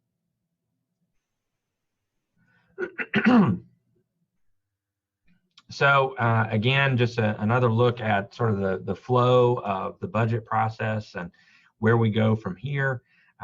Obviously, we're at the point where we're just about ready to submit the city manager's budget. We'll do that based on the input from today's meeting, as well as the input that we have gotten already from the other agencies, the Planning Commission and the EDA. We'll have our public review process begin in April. And then hopefully in May, we'll have a budget that's ready for adoption by the City Council. And then in July, the fiscal year begins. Today is meant to begin the conversation, not be the end of it. Obviously, we've presented a lot of information in terms of revenue needs and strategies for recouping those revenues. You have a staff recommendation in front of you. And we would like to spend some time this morning just talking about what you think of that solution to the problem, as well as get any input that you'd like to share with us as we begin to put hopefully what are the finishing touches on the city manager's proposed budget for FY22. Mayor? Well, thank you. That was obviously very comprehensive as we've grown accustomed to from you and Barbara Dameron at this time of year, and certainly do appreciate that. I think you all have clearly highlighted the state of the city, if you will, in terms of revenue and expenses. Obviously you and I have talked for months about trying to make sure that we don't have to raise taxes. But I think you've presented a reasonable argument that an increase may be justified. To that, when I think of my own business, which may not have the opportunity to raise revenue, cuts are painful. And sometimes, we have to dig deep and make those cuts because the alternative of raising revenue doesn't exist. And so I approached this conversation with that in mind. Government has what most businesses don't have, and that's the law behind them to collect revenue. We got policemen with guns. But businesses don't. So I know we're not going that far with that. But through all of that discussion, we talked about some ways to cut the budget. Hiring freeze, furloughs, expensing back to the tourism fund for some revenue that cover the expense of your efforts and other staff members' efforts. And all those are good things. Those are, well, when I say those are certainly targeted areas, but they come with significant expense in terms of us fulfilling our obligation to the residents and providing services to the city. And so I can see why it's hard not to make that decision to cut those. could we eliminate some travel and training? Sure. I think something like that would be easy for me to look at, but you certainly don't want to eliminate all the training, and particularly as we go back to the police department, pushing back cameras and training there is something that I don't look forward to doing and would not want to have happen. I think the community expects the police to be all that they can be, and I don't think we were talking about a whole lot of money pushing that back. So you presented a tax increase of 8 cents. That's roughly 12% increase on an average home of $350,000. It equates to about $280 annually. For some people, that's a lot of money. For some others, it's not a lot of money. Clearly, it would be a much larger number with some of the commercial buildings in town. The concern is, the reason we're faced with this deficit of revenue is because a lot of our commercial buildings aren't generating revenue themselves. And so this puts a burden back onto them. So there's tension there in terms of sorting that out. But that 8 cent budget gap or 8 cent budget increase is based on a projection of revenue. And I wonder if we aren't overly conservative in looking at what that growth in revenue may be. When we look back to last year's or the current year's budget and the budget amendment that we did facing COVID, we were very conservative in what that number would look like, and we never achieved that deficit. And so I wonder if as we move forward into FY22 budget, is maybe we look to grow revenue or present a number in the revenue line of the proposed budget that's actually higher. And our expenses, we always budget higher expenses than we actually achieve. And so maybe we need to lower that expenses, projected expenses, so that gap isn't so significant. And then the tax increase may only need to be 2 cents. I think there's an opportunity there to play with those numbers, and I look forward to getting some of these documents that you presented today, so that I can play with them myself. Parking, I don't want to make the Prince George Street parking free until we have on-street parking fees. I think there needs to be that one-for-one exchange. I don't want to look at just making that free without having revenue supported in other ways. So with that, I'll turn it over to Vice Mayor Dent, who may have some thoughts, questions, if he's still there. We'll go to Ted. How about that? Yeah, thanks, Mayor. Yeah, Drew, I'd really like to thank you and your staff for this presentation. Thanks for the options. I really appreciate this comprehensive approach. I think my first budget retreat was 4 years ago. I was maybe one of 2 or 3 members in the audience in the back room of City Council chamber. We didn't televise it. And under the previous administration, the approach was you sort of set up each department head to ask for money and see if they survived the meeting. But I think this has really been good. Also, I appreciate the revisiting the KPIs and focusing on performance and the outcomes. I think that's really good to get everything in alignment there. One on the parking structure question, I agree. I think it'd be tough to make it totally free without setting revenue source, but I would encourage us to look at a transition whereby we would be able to commit to 2 hours free, so that we still have some revenue coming in there until we offset it with a different revenue stream.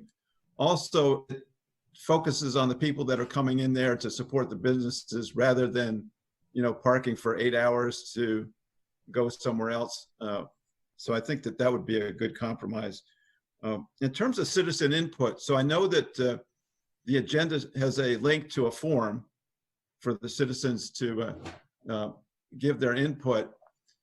And it would be good to understand how we're going to sort of process that input for presentation to City Council. At the same time, I know you're up at the deadline for advertising a possible rate increase, and was hoping that maybe part of that advertisement could be a link to an input form. Also a link to, especially showing the chart where we compare our rates to the other jurisdictions in the region, and maybe even footnoting those that, you know, we talked about some of the regions actually charge extra for trash removal. Maybe that's a footnote to, so even though they're looking at, you know, some areas that may have a rate twice as much as ours, it may not even be as inclusive in terms of services that we have, so that there's a better understanding of the context of what we're looking at. On the take-home vehicles, Drew, is that something that would more hit the CIP budget because of the investment there than the operating budget? You know, I'm taking some notes so I can respond to everybody, but it does impact both operations and CIP. The bulk of it is in the CIP as we acquire vehicles, though. Okay. And so I think what you're asking us today to vote on is authorizing the advertisement.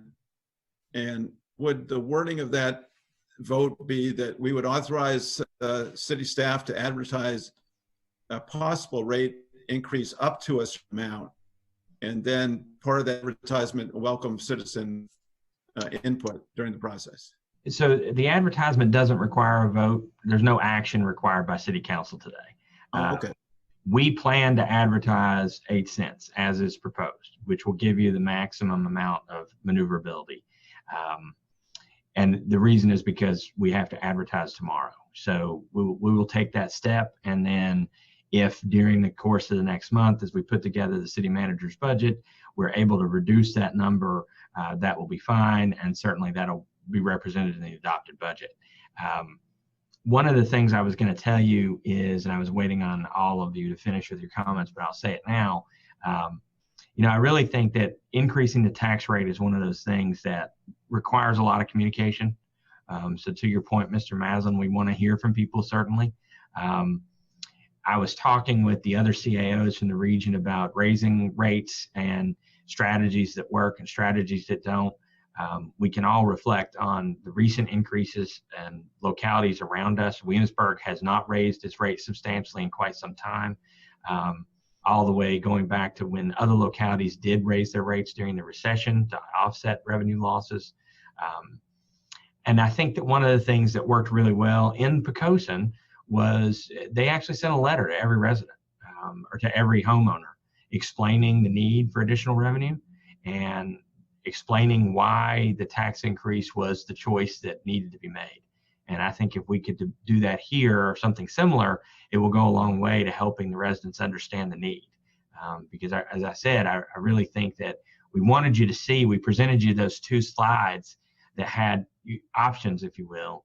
The first one being the short-term type actions we could take that really are not going to be a long-term solution, because you can't forever have, 25 positions vacant in the city. You can't forever have all of our part-time staff on furlough. There's a reason that we have those staff members, and it's associated with the level of service that we provide.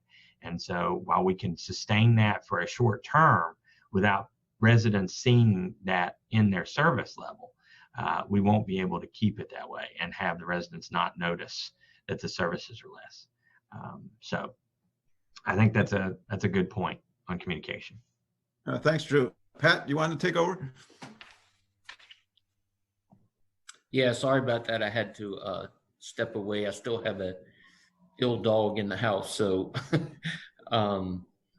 yeah, so Mr. Trivett and staff, thanks for the comprehensive presentation. And obviously it's a lot of information to absorb from the presentation, but I'm sure as most people, when you first look at it, the thing that jumps out is an 8-cent tax increase. And in the midst of, or hopefully on the recovery side of a pandemic. But as the mayor pointed out, the pandemic is contributing greatly to putting us in this situation. So obviously a lot to consider going forward. I did on the police vehicles, and either you or the chief, I know in previous conversations it was a compensation, but now potentially talking about a vehicle versus the actually giving the vehicle instead of compensation. Yeah, I'll let the chief talk about this, but you know, we in previous years there are a lot of issues with the take-home vehicle program in our department. The hardest one to overcome for me is the fact that we have a lot of officers that don't live in the city. They don't live even close to the city, and so having them take home a vehicle really doesn't do us a lot of good as far as having that vehicle in the driveway of a house here in the city, like it would in a lot of jurisdictions. So we were initially considering last year, we talked about, is there some type of a take-home vehicle allotment that we could give officers that qualify? And so we considered doing that. But ultimately, you know, when you think about the benefit that the take-home vehicle provides, one of the things that it provides is the fact that for our patrol officers, that vehicle is their office. And if they have to share it, then it's like sharing an office. You know, it's a hot swap of an office. I know that Allie and I, some years ago, were in Chicago and got to see a U-boat, one of the only surviving U-boats. And one of the things that really struck me about that tour was the fact that there were 90 people on a submarine that's smaller than my office. And the only way that that works is they hot swapped their bunks. And the showers were filled with the supplies for the journey, the operational period of the mission. And so for as many as 2 months, those 90 men didn't shower, and one guy got out of the bed, another guy got in. And so you can imagine the worst possible bunk to share was the one that worked, working with the guy that worked in the engine room. So, you know, I sort of imagine that when I think about our officers swapping vehicles that have been running nonstop 365 days a year. You know, I can understand that that's a frustration, and especially as they compare themselves to other officers in other jurisdictions where they have a take-home vehicle that's their own. Chief, do you want to say anything about that? Well, you know, I'd just like to add, I mean, I do think that more of our officers than maybe we thought live in the city or in pretty close proximity to the city. I think we have 7 officers that currently reside in the city, and a big number of our officers live within what we would consider the historic triangle area. I think that if we were looking at some sort of incentive so that we could, you know, help with our retention issue, you know, it really is tough when everybody that we bring on board knows that they could basically leave Williamsburg to go to almost any other neighboring jurisdiction and in essence receive roughly the same compensation, but also have a take-home vehicle. So it really puts us at odds. And it really, from day one, I think our officers come on knowing that they've got options, that they could go someplace else, you know, if they choose. So it really does make it tough. I mean, we're averaging 5 or 6, you know, separations per year. Some of those are, you know, in the course of normal retirement. Some of those are employees that we felt like maybe weren't best suited for our agency. But I feel like roughly half of them are because they could go someplace else and get a take-home vehicle. So I really do think that it's going to be a huge benefit to us. Versus the allowance or just giving them some sort of compensation. I think that with that's just really, you know, money out the door that we won't see again with the vehicles. I do think that over a period of time we'll see some cost savings in there, and I also think that certainly as a municipality that's a small department in an area that you know, as we know, if you think back to the CW situation or the parking lot situation several years ago. When Vice Mayor, you were still the fire chief, and we had the situation, you know, if all of our officers have their car, have their office, have the tools and equipment that they need, even when they're off duty, should we have a situation where it's a mass casualty situation, a chopper crash, or, you know, a terrorism situation, or any number of things, we can now have officers come ready to deploy. Rather than without that take-home vehicle, they have to come to the police station to get any sort of equipment or supplies that they might need, and then have a chance to go to that place. So, I mean, you know, realistically, I mean, when you're talking a situation like that, the quicker response that you can get, the better. And losing 15 to 20 minutes for those personnel to come to the police department first really can cost you. So, I mean, I really think there are a lot of benefits to the city. I think morale is certainly going to go up. I think the retention is going to benefit from it.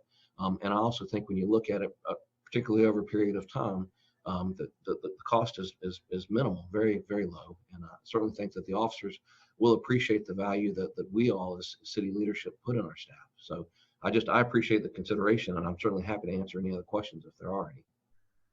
No, and I appreciate the explanation, and you both of you really pointed it out. It's not just a benefit to the employee. There are some benefits to the employee, but there's a benefit to the city of that employee having that vehicle as well, as you so clearly stated. So I really wanted to bring out those points so that it's just not looking at providing an officer with a vehicle. And Mr. Trivett, as far as can you talk a little bit, has the school, based on the pandemic, has the school adjusted their CIP going forward for certain projects, that since we're pushing projects back, are they pushing projects back as well? They are, yes. We know that from our joint meeting, they have moved back new school construction considerably.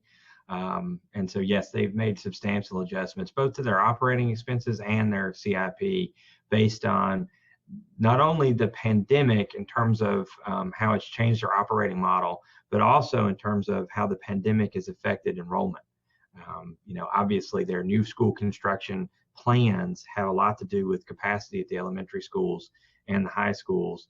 And with the pandemic really impacting enrollment, a lot of folks were moving their students from the public school system and enrolling them either in homeschool or some other schooling environment. The question is, when will they return to public school, and will they? And so I think, yes, the school board has done a good job of pushing those expenses out. We have heard James City County continue to talk about moving ahead with some planning, particularly in the area of preschool. So those are expenses that we know, while they may be pushed out a year or two, are still definitely on the horizon.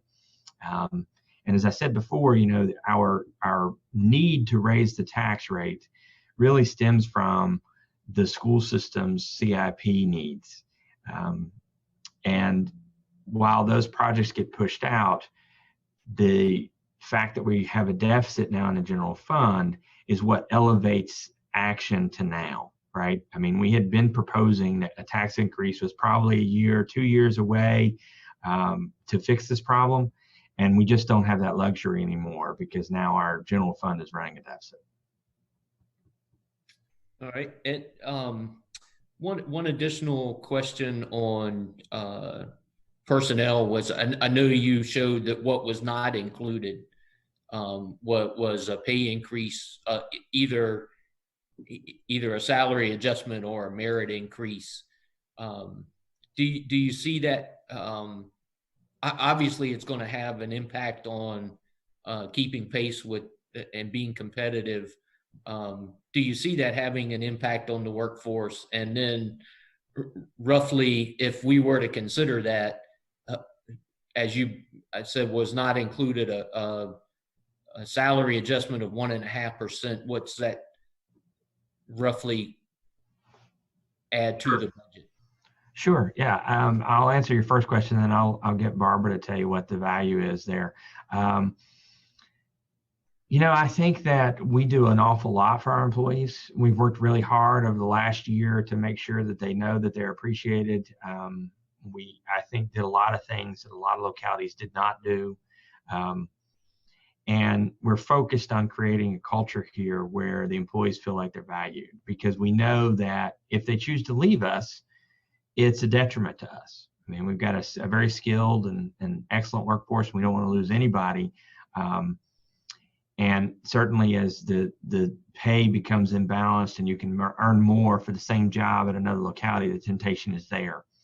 I do think that as we go into the budget season, we'll start to hear from other localities that they are going to be doing pay increases this year.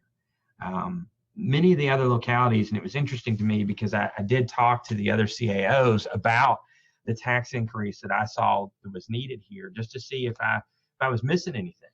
And what was interesting is, and I think Mr. Maslin brought it up, the history of the tax rate in Williamsburg, but also the history of the tax rates in these other localities. So if you talk to Pocosin, Hampton, York, James City County, Newport News, and you talk about the situation that we're in right now, where our CIP has a stronger demand than it has revenue, and our general fund is having to supply the additional revenue. Many of those localities found themselves in that same position 8 to 10 years ago, and they raised their tax rate substantially to fix the imbalance. At that time, city didn't do that. And so we're 10 or so years behind in taking that step. And I really think that that's the real issue here. So while other localities may be able to do a raise this year and we're not, do I think we'll lose a lot of employees? I don't. I think if we had to go 3 years without a raise, certainly. But we probably could make it through 2 before employees really feel like they've got to look somewhere else. And of course, the other thing to note is that Mayor Pons brought up the age-old strategy of let's adjust the revenues, adjust the expenses so that we don't have to have the tax increase at this number. And that's certainly a strategy we can use. The difficulty is the closer we get to a revenue number, the more likely it is we don't achieve it. And that's really a worst case scenario, is you've projected more revenue than you take in, because then there's nowhere to turn to recover that other than the reserve, which is already below the city council's policy level. In terms of expenses, we can absolutely go back and look at ways to reduce, and we can cut things like travel and training. We can cut things like office supplies. The difficulty is we're not going to come up with substantial numbers. And even if we do come up with a number, let's say, it's a temporary change. At some point, we're going to have to go back to sending people to conferences, allowing people to get their training. I myself have 2 certifications. I'm required to attend training to keep those certifications. So there's only so much latitude in terms of reductions in those areas.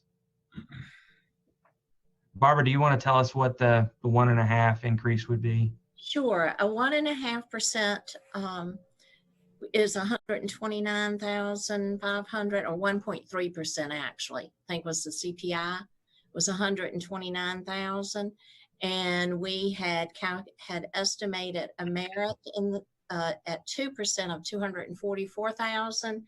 So if we change that to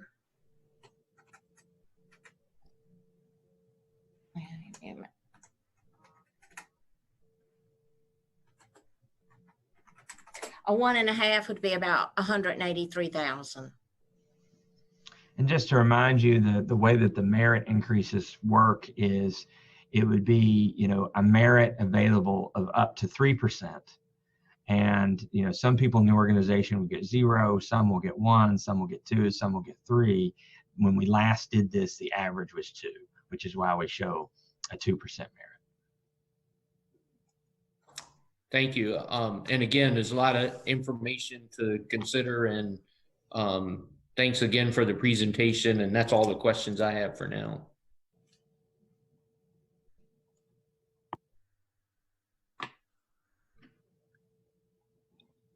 I just have a couple comments, some that play on to what Vice Mayor Dent said, and also Councilman Maslin.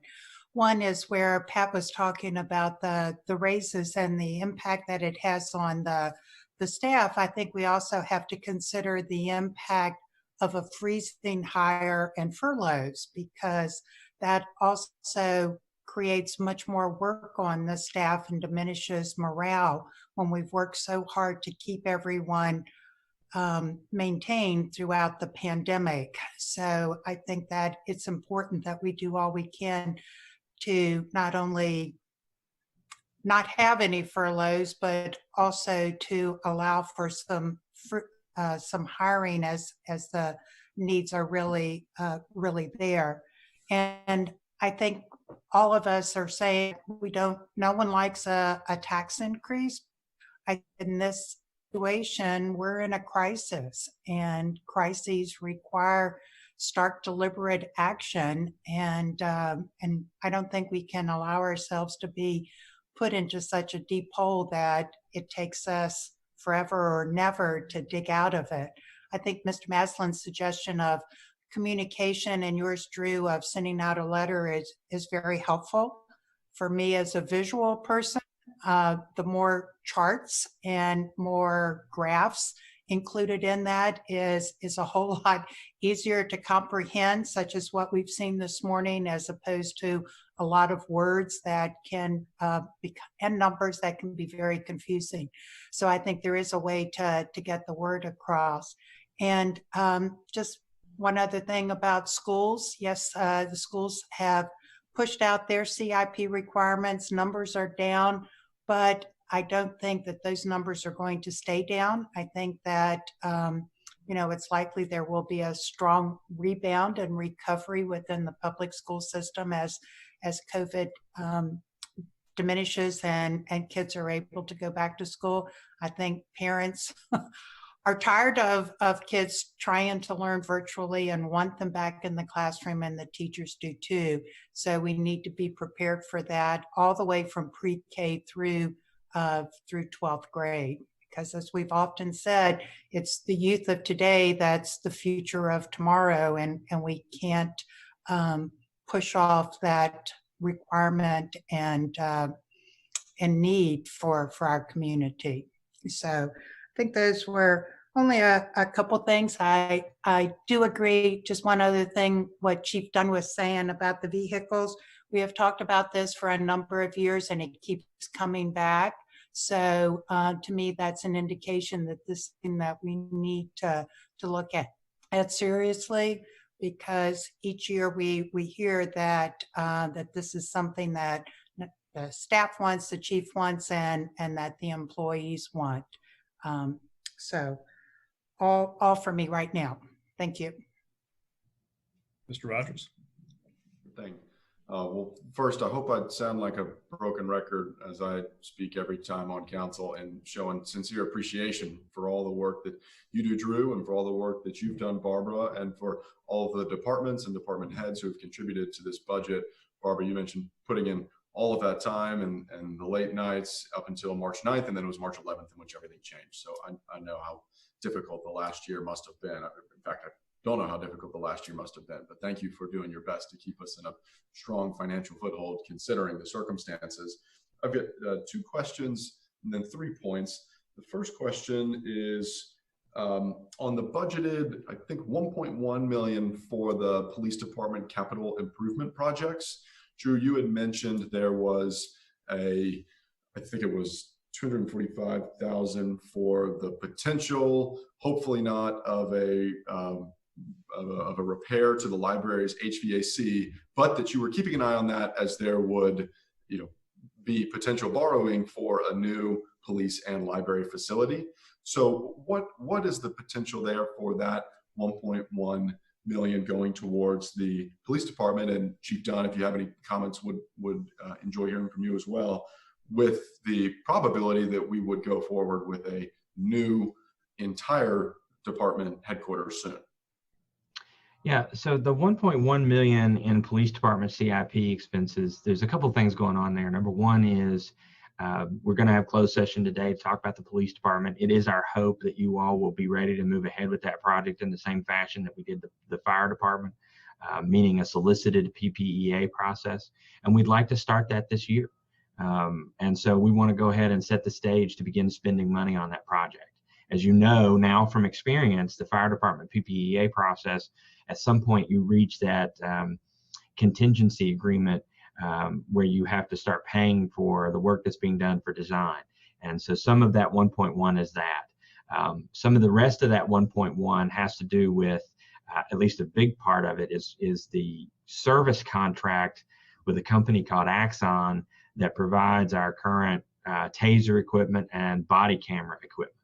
And so we had a 5-year contract with that company. Unfortunately, we are in year 5 and it's time to renegotiate.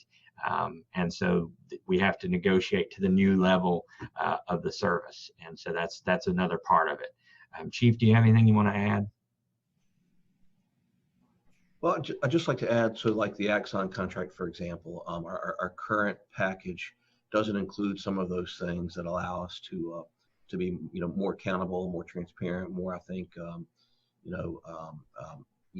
elevating the accountability, if you will, overall. For instance, right now, if an officer should unholster his sidearm, the camera does not automatically start recording. But with this upgraded contract, it will automatically start recording. And then any officer that gets within so many feet of this officer, all of their cameras will also start automatically recording. And any of the cars that have the associated Axon fleet in-car cameras will also start recording. So as you might imagine, if you think back to some of the tragedies that have occurred across the country, where in some instances there is just not camera footage because maybe the officer gets there so quickly and things escalate so rapidly, and that camera was just not recording, and the scrutiny that's on the agency and on the officer as a result of that, in spite of maybe having a camera and having the equipment, but now with this really what's a small upgrade in our maintenance cost, will afford us the opportunity to have that sort of technology so that we can have that sort of accountability. So there are some key things of that nature. I hope that helped answer your question. Absolutely. And that's a kind of critical improvement to have. My question, which has certainly answered it, is, were some of the pieces within that areas where we were hoping there would not be an expenditure similar to the library, and hoping that the HVAC may be able to putter on as we reinvest, or are they ones that are critical? And I know that the department I saw in the budget was 1977 when it was built. So obviously there are a lot of ailing areas of it, but certainly contracts that we're renegotiating there too. Well, the chief can attest to that over the last few years, we've not been doing a lot of major renovations to his department, knowing that a new building is on the horizon. That will continue. Yeah. I've seen the crack in his wall. Yep. Right. I think we probably all have. Drew, when is it renegotiated between Williamsburg and James City County as far as our funding share of the WJCC school system? We're at 9.6 right now, but Councilman Ramsey brought up the good point of pupils, students in the school system, and I would guess that would lower in JCC more than it would in Williamsburg. That is coming up, isn't it? Yeah, we're 2 years away from the renewal of the contract. So we will start negotiating the terms of that contract in the coming fiscal year. Okay. It's a 5-year contract, Mr. That's right, 5 years. Okay, all right, that's good to know. The 3 points I wanted to speak to were the parking. Right now, it's a $250,000 loss, and I just wanted to agree with council colleagues that loss should be paired with also the inclusion of fees so that we can recoup some of that. Councilman Maslin's idea of gradual is certainly a good one, but as it's shown right now, in which we don't have those fees, it's strictly a loss. And as I look at what's not included in the budget, that $250,000 loss could also be the $250,000 merit-based pay that we are not able to include at this moment. So should we go ahead with making that free, I would absolutely recommend either showing some gradual shift there or including the fees so that we can create that time of saying this is now free, but it is because we are having feed parking for some of the more preferred areas closer to that Merchant Square core. B, I'm curious too about the revenues and expenditures. I would guess that is accounting best practices. I know it is to decrease your projected revenues and increase your expenditures, but if there's any additional information on how those were reached, or if there's a particular ratio that the city is always abiding by, that's helpful. Barbara, I thought that your document provided the graph that showed revenues are always over the projections and expenses are always below, was incredibly helpful. And you can certainly see in years past how that has changed a little bit. And then finally, to the tax increase, Drew, your point about Pocosin was really interesting to me. I didn't know that they had sent an actual letter to all the households in Williamsburg. We're 60 cents right now, which is 20 below the Virginia average of 80. And I looked at the US and it was $1.10, I believe. So even Virginia is below the US average. That's of course not a reason at all to raise taxes. You don't just because you are below of where you are. But I think in our conversations with the community, it both needs to be communicated that should there not be this long-term solvent, the short-term solvent would mean a lowering in services to the community through furloughs, through a hiring freeze, But then really the piece that makes a lot of sense to me, and what I imagine localities have had success in the past, is saying, here's what we are doing in the raising if necessary, and here's exactly what we'll be able to tie it to in the need of our school system, showing that there has been drastic need in those capital improvement projects in the past, and here's what we'll be able to afford. Because, to Councilman Ramsey's point, no one wants to raise taxes. No one wants to do so in the middle of a pandemic. We are at a crisis. We are at a loss for the city, but we're also incurring some of that on homeowners, which are very much going through some of the similar things that we are too. So however we can connect that point to show that this is going to solve some of the exacerbated issues to make sure that Williamsburg does not lose its high quality of service is a critical piece should we go for the tax increase, which per your report seems necessary, and a move as forthright and radical, you might say, is just mailing every single person in the city, as not everyone is on our email chain, I think would be a good one, because we certainly want to make sure that those that aren't focused much on our discussion today are aware of why we are going forward. Those are my points. I, again, appreciate the incredibly detailed report. Yeah, thank you, Councilman. And yeah, we can, Barbara and I can put together a little, a sheet to hand out to give to you, email or make available on the website, that better explains our revenue estimates for the year, and also gives you some highlights of the expenditures. Happy to give you the spreadsheets so you can see actuals and see how we came up with our numbers and where the increases might be versus where they're not. I think one of the things that you will realize, as Barbara and I have many times, is certainly I have worked in organizations where the budget was, let's say, plump enough that if you needed to find, a few $100,000, you could, and not really impact the operation of the departments. And here in Williamsburg, that's just not the case. And I'll tell you why it's not the case. Number one, the general fund is not operating with a surplus anymore. Okay, that's the first thing. And so since there's not a surplus, every dollar that's budgeted is being used somewhere. The second thing is, if you remember back in, I guess it was 2017, I think it was, might have been 16, we did a paying class study. And we implemented that paying class study all at one time, all in one budget. And we did it without increasing revenue.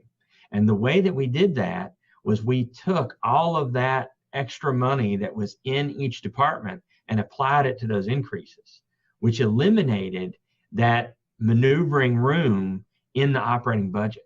So when people say you should just lower expenses, well, that's not really possible anymore without actually impacting the biggest line item in our budget, which is salaries. Yeah, so, clearly we haven't grown that number much over the last 10 years, the rate of real estate tax. And Ted brings up the point of, we were at least we were in the 70 cents. I want to say 77, but 72 may be right. But it came down.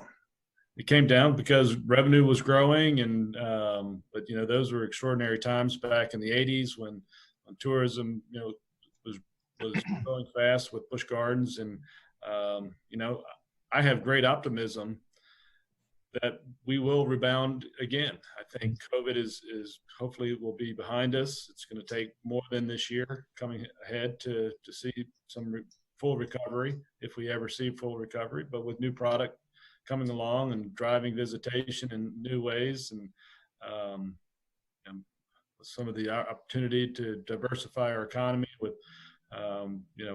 what might be coming out of Riverside in the future in terms of commercial space, we will rebound, and we'll see our revenues grow. And future councils will then be faced with the decision of what to do with all the surplus money that they have, and it may be a tax reduction. We've seen that in our past, and that's the point I just wanted to make with that.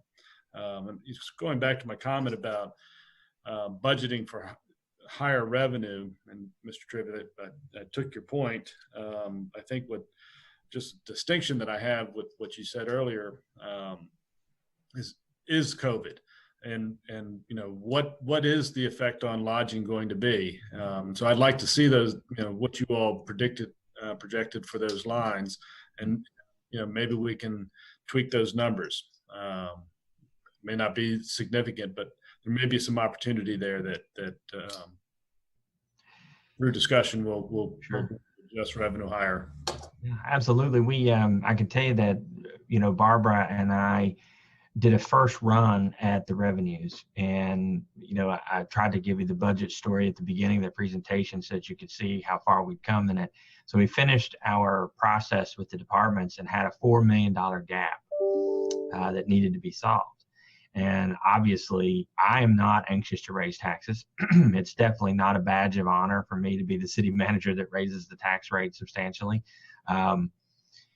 So I said, Barbara, we got to figure this out. We're going to have to go back and look at these revenues again. And so we did, and we increased where we could. I twisted Barbara's arm as much as I thought was comfortable. We even, we look at the assessed value with Derek and ask him to do all that he can to try and get what we can in terms of revenues. And I will tell you, and Barbara probably will agree, I'll let her speak for herself, but there are a couple of spots that we're a little bit nervous that we've overestimated this year, which is uncharacteristic. But I think that when you're proposing a tax increase, you owe it to the community to do the best job you can in those estimates. So certainly we'll look at it again. We'll show you what we've done, and if there are areas where we can be a bit more aggressive, we will gladly do so. Well, don't take that as a criticism, me raising that question. I know that you have been very diligent, as you have over the last several years with us at the city to provide a budget that's based on your professional expectations. So it wasn't. My recommendation is simply my recommendation, and 5 different people could look at this budget and say, well, I think that revenue could increase $10,000 or what have you. So I welcome your input.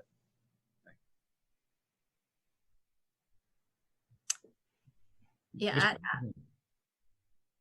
I was just going to add that I probably was a little further out before I called Drew, and I went back and took another stab to what could possibly increase. And then Mr. Trivett and I went back and looked at that together. I'll be the first to say that one of the things that complicates this is that we don't know what to expect with COVID. We don't know exactly when we'll rebound. So we're going to have to monitor that closely. And again, we don't want to come back and find out that we were way under, but at the same time, we don't want to overestimate and get halfway through the year and be looking to cut that budget. The other point that I'll make is I have been able to go back and look at my real estate chart, and I can confirm it was 72 cents back in 78, 79 was the real estate rate. And Barbara brings up an excellent point. One of the things that we didn't mention, well, I guess I did sort of at the beginning, the budget's a living document. And so if the council sees fit to take our recommendation and move forward with a budget similar to what we presented today, and we get to February and the COVID-19 impacts are behind us and revenues have rebounded substantially, then we can certainly look at the rate right then. You don't have to wait for the next fiscal year to make an adjustment. So to your point, Mayor, that's always on the table. But what we don't want to do is find ourselves halfway through the year and need to find $1.5 million, because I can tell you that will be a very uncomfortable position. Sure. Well, and I think just real quickly, the proof is in the pudding based on when we thought our revenues would start rebounding this past fall. When you had the changes to us when we first encountered COVID, we all thought that it would be behind us by summer and our numbers would start ticking back up. And here we are, another 4 months past that initial recovery time. Right. And we've, the staff and I, department heads and I, we've talked a lot about, all indicators are that this is a short-term impact to the economy, right? It's not like a recession where it's going to take 10 or 15 years to build back to those original numbers. But it's always a possibility that there is a recession buried in there. And if that's the case, this lower income level for the city will be a trend moving forward, as opposed to just, a single year, 2 year, or 3 year blip. And that's what worries us, I think. Mr. Maslin? Yeah, just follow up on the context for our communication with our taxpayers as it relates to the school system. I think we need to reemphasize how fortunate we are to have the partnership with James City County. Absolutely. We're not funding a school system ourselves, and maybe bring everybody up to speed. I think there was consensus in our last joint meeting with James City County and the school board in terms of need for capital improvements. But maybe bring us up to speed in terms of the task force that was going to look at how does pre-K fit into that strategy versus building the next elementary school. Sure. Yeah, absolutely. And, I'd like the idea. I mean, it was Manager Wheeler and Percosin that suggested. I like the idea of sending the letter. I think it gives us the greatest opportunity to communicate the need and explain the situation so that our citizens can be educated and form their own opinion. And I'd certainly, in that letter, don't want to make it sound like we are blaming the school system for our need for revenue. I don't think anybody is questioning their need for additional facilities. They're operating a government service just like we are. And if you look at our CIP, you can assign that need anywhere. I think that it's just that obviously the school system has a big component of the request for CIP projects. And so that's where we assign the additional revenue need. So that's a good point, Mr. Maslin.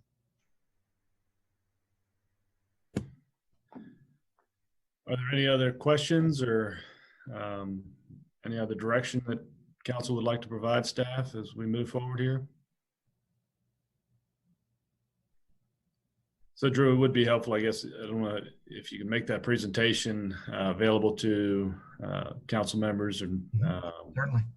And then whatever the accompanying charts that describe the revenue. Yeah, we will post the presentation from today to the website for today's agenda. And I'll just let me speak to that just briefly. When it comes to the budget and finance, and particularly when you're proposing a tax increase like this, in the midst of the pandemic, Barbara and I were working on this presentation pretty much all weekend. And so until way late in the night, in fact. And we don't want to post a presentation that explains the budget using pictures and graphs without the benefit of our explanation of what's being presented, particularly if the council hasn't seen it yet. And so that's one reason why the budget retreat is handled differently in terms of making the material available in advance than every other meeting the city council has. It's very important that the city council have the benefit of the staff explanation and rationale so that when the public starts to ask you questions about the presentation, you are able to answer them, or at least direct them back to us for answers. So that's one of the reasons why we don't post it in advance. But we will post it today so that everybody can go back and look over it. I told Barbara I was looking through other budgets from across the Commonwealth over the weekend just to see if anybody had any great ideas that I hadn't thought of. And I was really impressed by one county. I'm not going to say which one it is because they actually post not only their budget document, but the Excel spreadsheets that make up the budget document. And so that way people can download the Excel spreadsheets if they want to and play around with the numbers. I don't know that there's a lot of people that want to do that, but there might be some. So that's something that I think we'll consider as part of this year's adoption, is to add that step of transparency so that people can see the spreadsheets that really produce the very pretty documents that we rely on as the budget. Sounds like a good strategy. Okay. So I guess that takes us to the next item on the agenda, which is for Pat to announce. We had closed session. We do. I move to go into closed session pursuant to section 2.2-3711 of the Code of Virginia for the purpose of discussing one property matter per subparagraph 3 regarding acquisition of property for the police station, of which discussion in an open meeting would adversely affect bargaining or negotiating strategy of a public body. Second. Mr. Rogers, Aye. Ms. Ramsey, Aye. Mayor Pons. Aye. Vice Mayor Dent, Aye. Mr. Maslin. Aye. Okay, so you'll log out of this meeting and go into the other meeting that's been provided in your calendar.